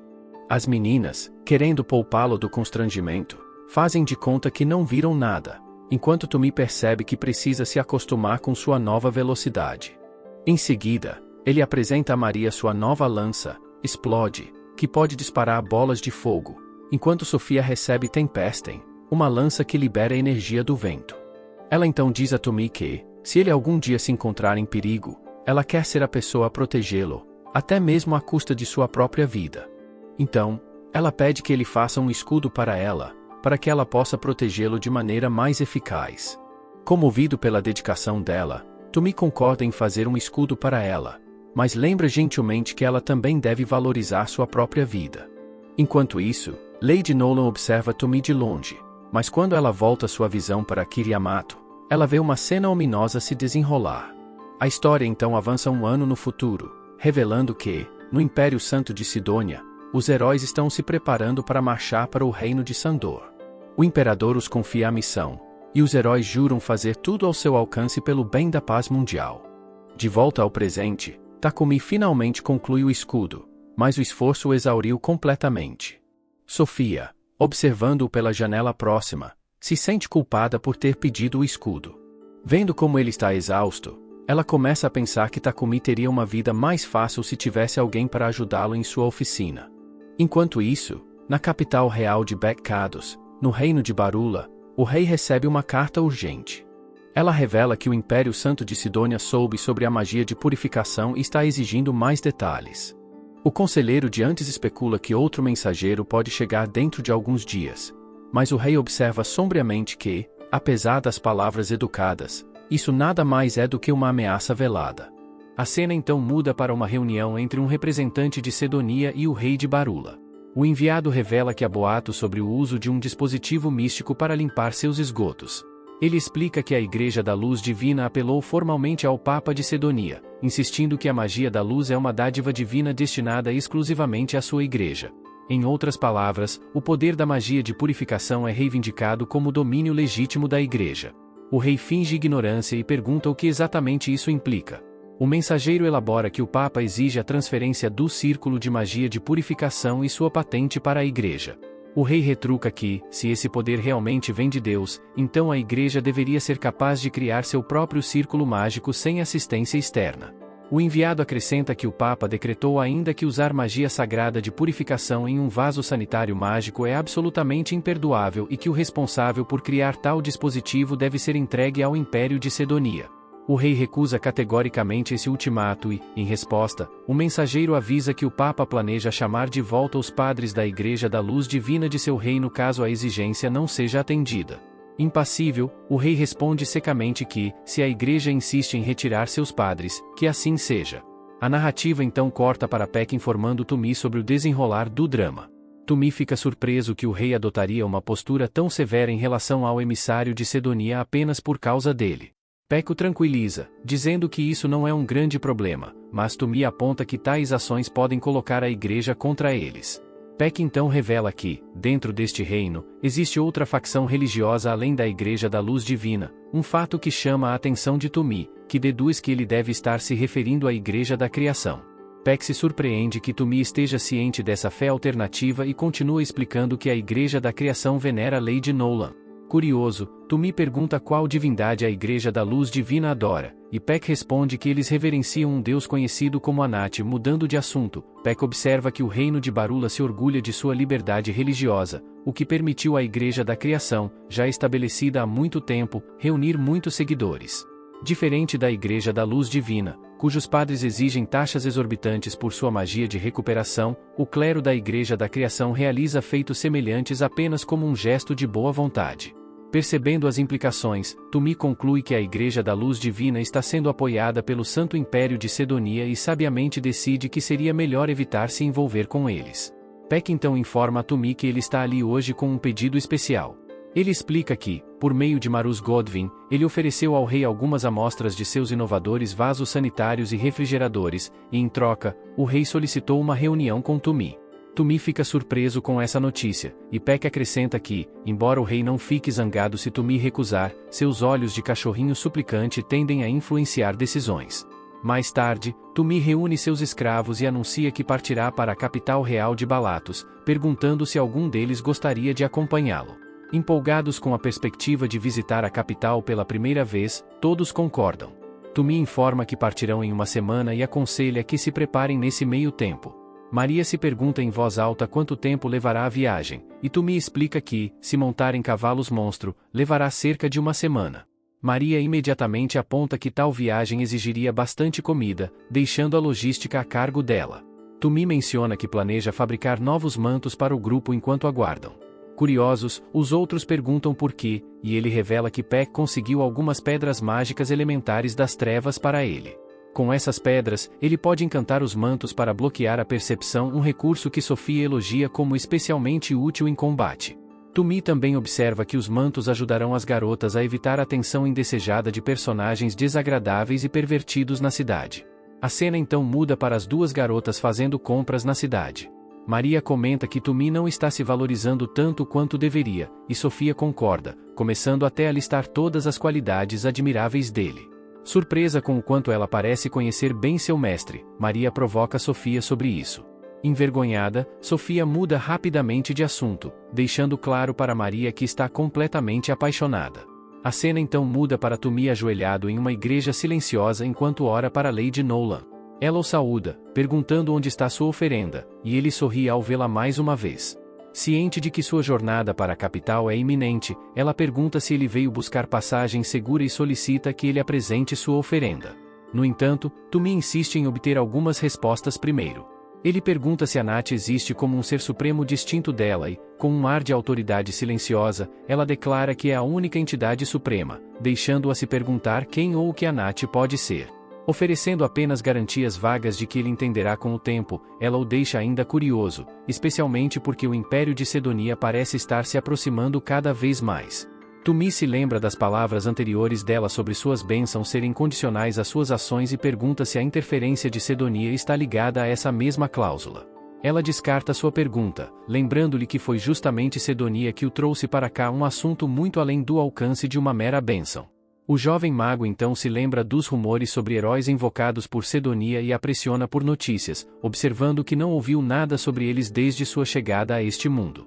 Lady Nolan então revela uma verdade surpreendente: ela na verdade o enviou de volta no tempo em um ano. Ele e os heróis ainda não foram convocados. Tumi fica perplexo com essa reviravolta intrincada, e quando ele insiste em sua enxurrada de perguntas, ela rapidamente diz que o tempo acabou. Antes que ele possa continuar, Lady Nolan o golpeia, e ele perde a consciência.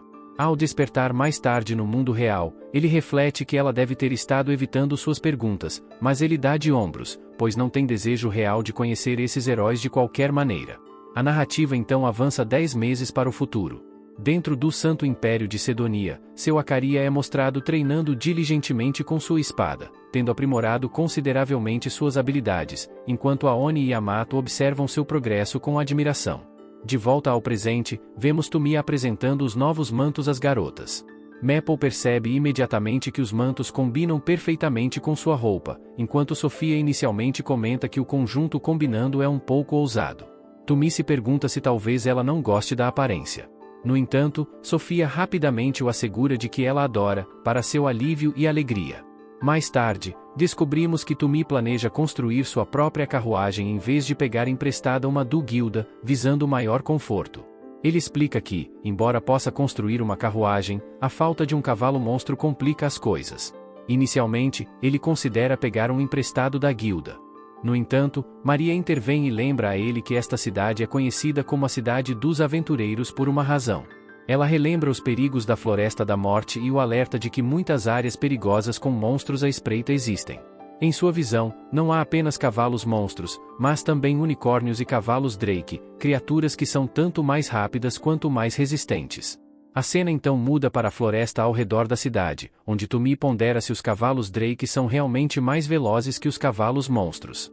Sofia confirma que sim e ainda acrescenta que eles possuem resistência superior. Curioso, Tumi pergunta se a velocidade se deve ao fato de serem do tipo dragão, ao que Maria esclarece que, embora não sejam realmente dragões, eles se assemelham a cavalos normais, exceto pelo fato de possuírem um chifre e serem cobertos por escamas que lembram o couro de um dragão. Percebendo que essa é a origem do nome deles, Tumi acena com a cabeça em compreensão, e Maple fica animada com a ideia de finalmente ter um amigo monstro. De repente, Tumi e os outros encontram um lobo do mato que passa correndo por eles. Sofia parece intrigada, e Tumi atribui a falha do lobo em detectá-los à eficácia de seus novos mantos. Enquanto ele elogia os mantos por mantê-los escondidos, Sofia remove o dela, argumentando que eles precisam entrar em combate para treinar e se fortalecer. A narrativa então transita para uma cena onde Sofia derrota um javali, levando Maria a comentar que agora tem carne extra. Maple os apressa, e Tumi logo avista uma árvore caída. Reconhecendo seu valor, ele decide aproveitá-la para sua madeira, que pretende usar na construção da carruagem, especialmente porque já vinha considerando comprar um pouco de pack. Apesar dos protestos impacientes de Maple para que apressassem as coisas, Tumi e os outros começam a cortar a carne e coletar a madeira.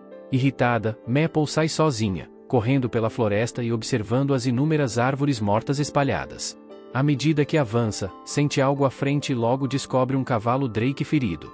A criatura lança sua magia contra ela, mas Maple desvia habilmente do ataque, um movimento que a lembra da vez em que estava ferida e Tumi a ajudou. Naquele momento, ela diz ao cavalo Drake que seu mestre é realmente excepcional em cura. Então, 2 formigas gigantes começam a se aproximar. Maple percebe que as formigas gigantes são a verdadeira ameaça que aflige o cavalo Drake e rapidamente as amarra usando seus fios finamente tecidos, permitindo que o cavalo Drake termine de eliminá-las. Quando se prepara para sair e chamar seu mestre, de repente se vê cercada por um enxame de formigas ainda maiores. Desesperada, ela tece várias camadas de seus fios em uma barreira protetora, mas as formigas implacáveis começam a rasgá-la. Desesperada, Maple tenta entrar em contato com seu mestre por telepatia, mas não recebe resposta. Ela se pergunta se ele está muito ocupado cortando madeira para perceber seu sofrimento. À medida que sua preocupação cresce, o cavalo Drake desaba devido aos ferimentos. Enquanto as formigas continuam a desmontar sua barreira, Maple começa a chorar, lamentando a ausência de seu mestre. Então, finalmente, as formigas destroem a barreira, e Maple instintivamente tenta proteger o cavalo Drake com seu próprio corpo. Nesse instante crucial, ela sente uma mão gentil sobre sua cabeça e percebe que seu mestre chegou. Acontece que o resto do grupo conseguiu eliminar as formigas invasoras. Maple, ainda abalada, pergunta a Tumi onde ele estava, pois vinha chamando desesperadamente por ele. Ele se desculpa e explica que os fios dela interferiram no vínculo telepático deles, mas que percebeu que algo estava errado quando a conexão de mana deles caiu, então seguiu o rastro que ela deixou. Ele oferece um sincero pedido de desculpas por seu atraso, e Maria aponta para o cavalo Drake ferido. Tumi examina a criatura e vê que ela perdeu a consciência devido aos ferimentos. Maple implora para que ele salve o cavalo. Reconhecendo que Maple estava tentando proteger o animal, Tumi tenta lançar um feitiço de cura no cavalo Drake, apenas para ser repelido por sua desconfiança instintiva em humanos mesmo em seu estado inconsciente.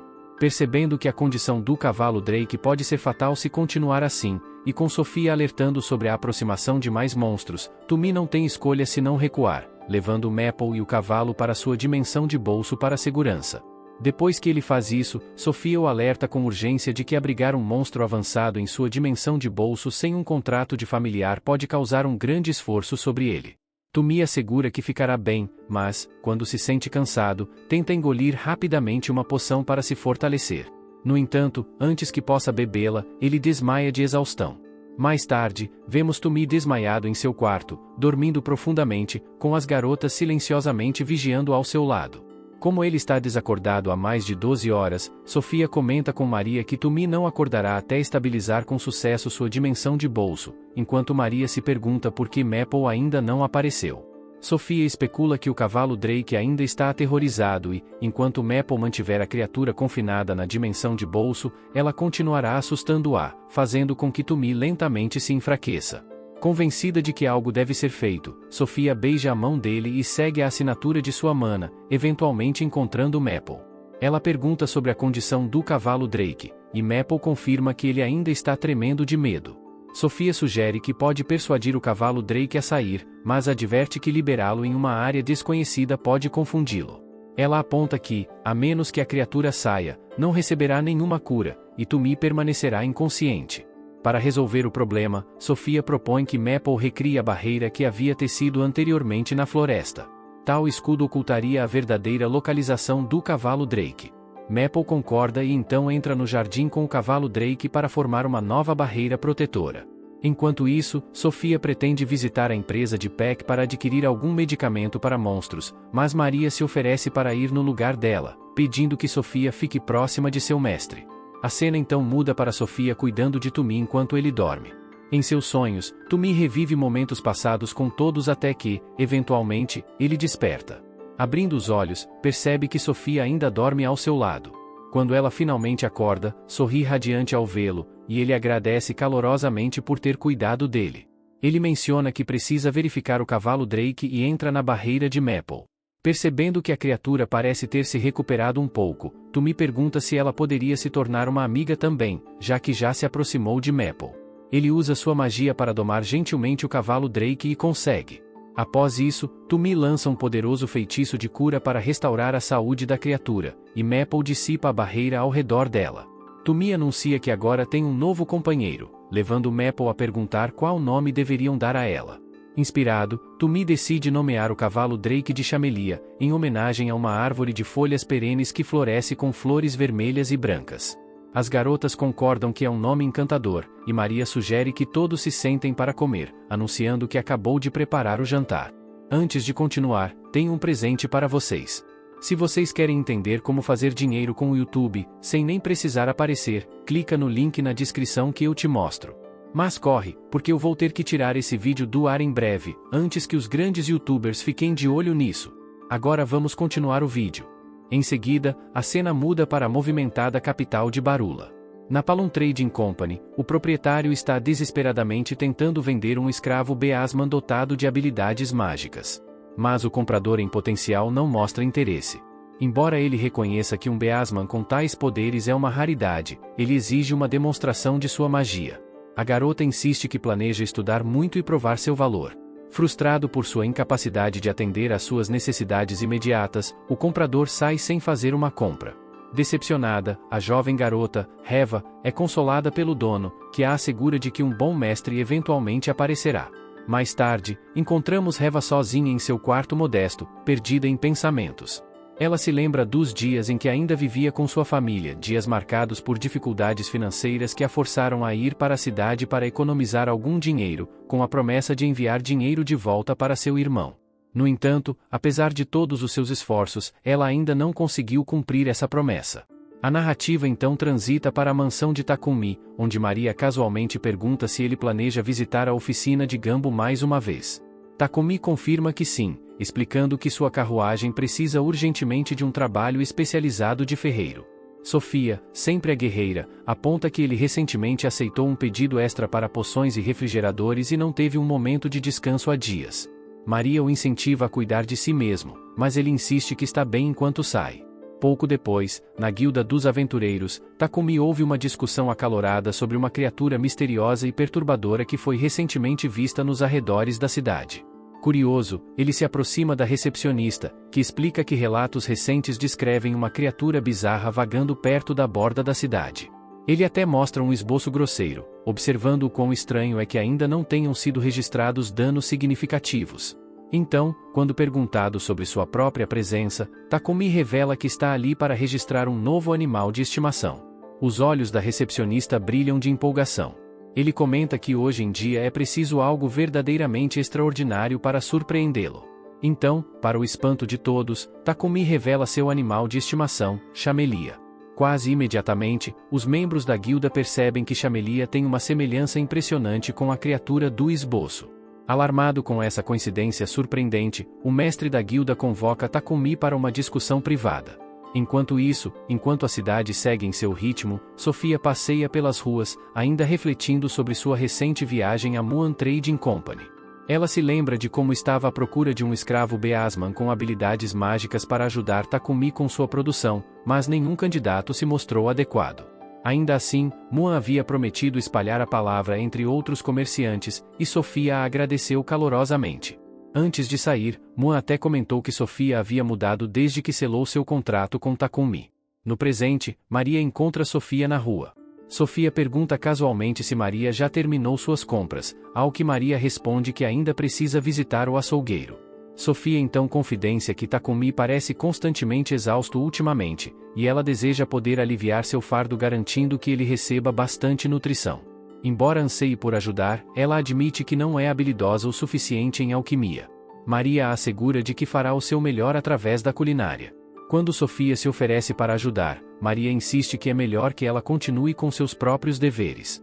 Sofia aceita a recusa gentil sem problemas, e Maria observa que Sofia parece visivelmente diferente e sua expressão está mais suave, mais tranquila. Surpresa ao ouvir a observação pela segunda vez, Sofia cora e rapidamente muda de assunto, sugerindo que elas vão buscar Takumi.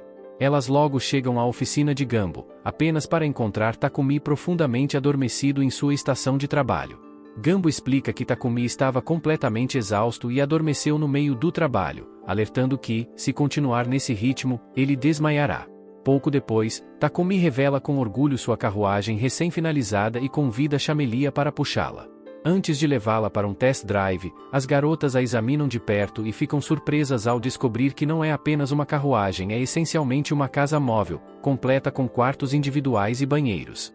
Elas embarcam na carruagem, e apesar de a estrutura balançar por fora, o interior permanece notavelmente suave e confortável. Curioso, Takumi pergunta a Maria o que ela acha. Embora ela aprove sua criação, sugere adicionar algumas lâminas decorativas nas laterais. Quando ele pergunta sobre a ideia, Maria sorri e diz que ficaria incrivelmente legal.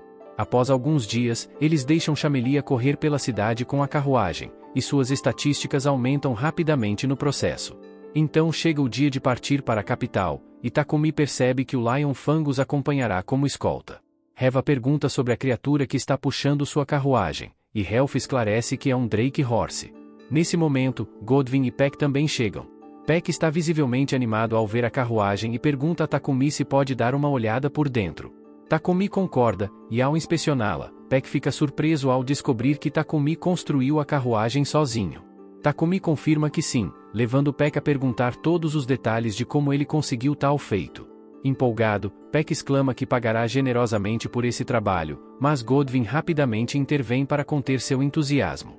Peck se desculpa, e Godwin comenta que a carruagem é realmente impressionante. Ele afirma que seria afortunado por possuir uma carruagem como essa, e Takumi percebe que Godwin quer que uma seja feita para ele. Godwin se gaba de que está disposto a pagar até 100 moedas de platina por ela, e Takumi reflete que tal preço equivaleria a 1 bilhão de ienes. Surpresos com a soma astronômica, eles então iniciam sua jornada para a capital. No caminho, Godwin elogia Takumi por suas contribuições significativas para seu domínio. Ele proclama que Takumi está prestes a desempenhar um papel ainda maior e se tornar amplamente renomado. Seu mordomo concorda, e Godwin acrescenta que o talento excepcional de Takumi atrai todo tipo de atenção, então ele precisará de proteção contra vigaristas inescrupulosos. No entanto, Godwin admite que só pode lidar com ameaças dentro do reino. Quando se trata de Sedonia ou outras nações, ele não faz ideia dos esquemas que podem estar tramando, portanto, a vigilância é essencial. A cena então muda para Sedonia, vários meses no futuro, onde vemos a Oni lendo sobre como a deusa Nat criou a humanidade à sua própria imagem e, em seguida, formou os Beasmen a partir de criaturas selvagens para servir à humanidade. Depois, ela criou os elfos e anões, colocando-os abaixo do homem na hierarquia. A Oni então olha para um colar de escravo dos Beasmen exibido em seu quarto e sente um profundo senso de repulsa. Enquanto isso, Takumi e sua comitiva chegam à capital de Balatos. Takumi sente alívio por não terem encontrado nenhum problema com monstros ao longo do caminho.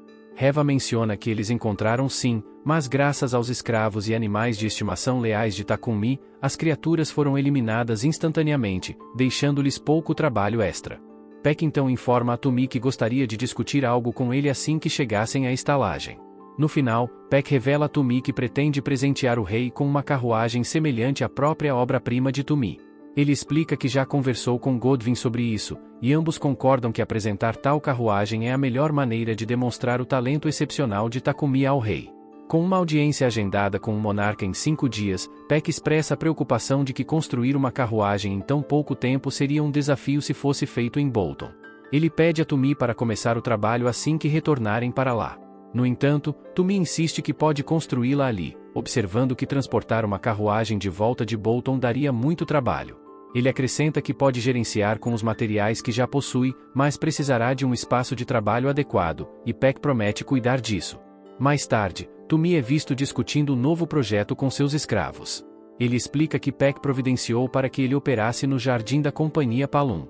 Sofia intervém, mencionando que já ouviu falar dessa empresa, uma respeitável companhia de comércio de escravos administrada por um homem chamado Barton, e aconselha que Tumi deveria garantir um assistente para ajudá-lo no trabalho.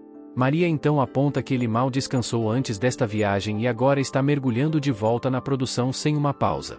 Ela adverte que isso é imprudente, mesmo para ele, mas Tumi assegura que não está realmente cansado. Sofia, ainda animada com a perspectiva de trabalhar com a Companhia Palum, sugere que Tumi compre outro escravo. Takumi inicialmente recusa, insistindo que apenas os 2 com quem já trabalha são suficientes. No entanto, Sofia insiste, argumentando que, como nenhum dos 2 pode ajudá-lo com a alquimia, uma mão extra seria inestimável. No final, Tumi cede e concorda em comprar outro escravo, e eles pedem que o novo recruta seja uma mulher. Ele aceita isso sem mais protestos. No dia seguinte, Takumi chega à empresa e pede a Barton um escravo que possa ajudá-lo com seu trabalho de alquimia. Barton comenta que ouviu dizer que Takumi está usando alquimia para construir uma carruagem forjada de mitril e adamantite, e ele acredita que tal projeto exige alguém com aptidão mágica considerável. Enquanto isso, no jardim da empresa, Maria e Sofia descobrem que perderam Maple de vista. Maria, profundamente preocupada porque Maple havia mencionado que queria explorar os vários prédios da empresa, pede a Sofia que a procure. Sofia vasculha um dos prédios, mas não encontra nenhum sinal de Maple, até que de repente ouve um grito. Correndo em direção ao som, ela encontra Maple lá, com Reva tremendo por perto. Embora Maple tente acalmar Reva, seus esforços são insuficientes, então Sofia intervém para ajudá-la a se levantar e suavemente a conforta. Enquanto auxilia, Sofia nota um velho livro espalhado no chão. Reva explica que é uma enciclopédia sobre alquimia no estilo Arnold, um manual renomado para compreender os fundamentos da alquimia. Mais tarde, quando Sofia retorna ao jardim, ela encontra Tommy, que a convida para acompanhá-lo ao encontro de um possível candidato a escravo. Para sua surpresa, o candidato não é outro senão Reva. Barton os apresenta formalmente, e Tommy explica a natureza de seu trabalho. Ansiosa para provar a si mesma desta vez, Reva admite que tem interesse em alquimia, embora hesite ao lembrar das duras palavras de seu comprador anterior, revelando que ainda se sente insegura sobre suas habilidades. Sofia então conta a Tommy que Reva tem estudado magia por conta própria ali. Ela viu Reva mais cedo concentrada em um livro de alquimia. Sofia tenta recordar o título do livro e, em uníssono, tanto Reva quanto Tommy conseguem dizer o nome dele, com sua empolgação compartilhada sendo inconfundível. Barton e Sofia trocam olhares cúmplices, comentando que esses dois são claramente almas gêmeas. Tommy então desenha um círculo alquímico em uma folha de papel e pergunta a Reva qual é seu propósito. Ela consegue identificá-lo como um círculo para girar doces, embora seja um pouco diferente do que está acostumada, deixando-a incerta. Dominada pela dúvida, ela começa a chorar, perguntando-se qual deve ser seu próximo passo e confessando que esse não é o círculo de giro de doces familiar em sua cidade natal, temendo ser rejeitada novamente. Nesse momento, Takumi estende a mão para ela, recebendo-a calorosamente em seu grupo. Reva fica surpresa, pois inicialmente não conseguiu decifrar o círculo alquímico que Tommy lhe mostrou. No entanto, Tommy a tranquiliza, apontando que ela reconheceu corretamente que se tratava de um círculo alquímico usado para girar doces, então está tudo bem. Ele acrescenta que não importa se os materiais são diferentes e a elogia por ter compreendido o conceito à primeira vista. Curiosa, ela pergunta se ele realmente pretende aceitá-la como aprendiz, e quando ele confirma, ela fica radiante por finalmente ter um mestre. Eles então formalizam seu contrato, com Tommy prometendo pagar seu salário diário. A partir desse momento, Reva solicita que todos os seus salários sejam enviados diretamente para sua família em casa. Surpreso, Tommy pergunta se ela se refere a cada única moeda, e ela assente, explicando que sua família é muito pobre. Ela lembra que uma vez conseguiu enviar um pouco de dinheiro para eles ao vender-se como escrava, mas está convencida de que esses fundos logo acabarão. Ela confidencia que não quer que seu irmão continue vivendo na pobreza e deseja aliviar o fardo de sua mãe. Takumi a alerta que, se ela enviar todo o seu salário para casa, poderá permanecer escrava para sempre. Sofia intervém, dizendo que ele deveria honrar o pedido dela. Ela assegura a Tommy que, ao trabalhar para ele, Reva eventualmente desenvolverá habilidade suficiente para ganhar a vida por conta própria e que servir a um mestre gentil indefinidamente não é um destino tão terrível. Tommy aceita essa lógica e, mais tarde, apresenta Reva ao restante da equipe, para sua alegria. A cena então muda para o presente no Santo Império de Sidônia, onde o imperador descobre que o reino de Barula ainda se recusa a entregar Takumi, apesar de já terem enviado 3 emissários até agora. O imperador considera que eles devem ser ensinados uma lição, mas Elizabeth intervém, pedindo que ele evite tomar medidas precipitadas até que os heróis sejam convocados em alguns meses. Ainda relutante em deixar o assunto de lado, o imperador insiste, mas Elizabeth o aconselha a usar o poder da fé. Ela explica que eles espalharão a notícia de que alguém está desrespeitando a Igreja da Luz Divina, um movimento que certamente incitará a ira dos fiéis. Além disso, ela alerta que o esquadrão da Igreja da Luz Divina não ficará parado quando tal sacrilégio ocorrer. Obrigado por assistir. Deixe o like e inscreva-se para não perder a próxima parte.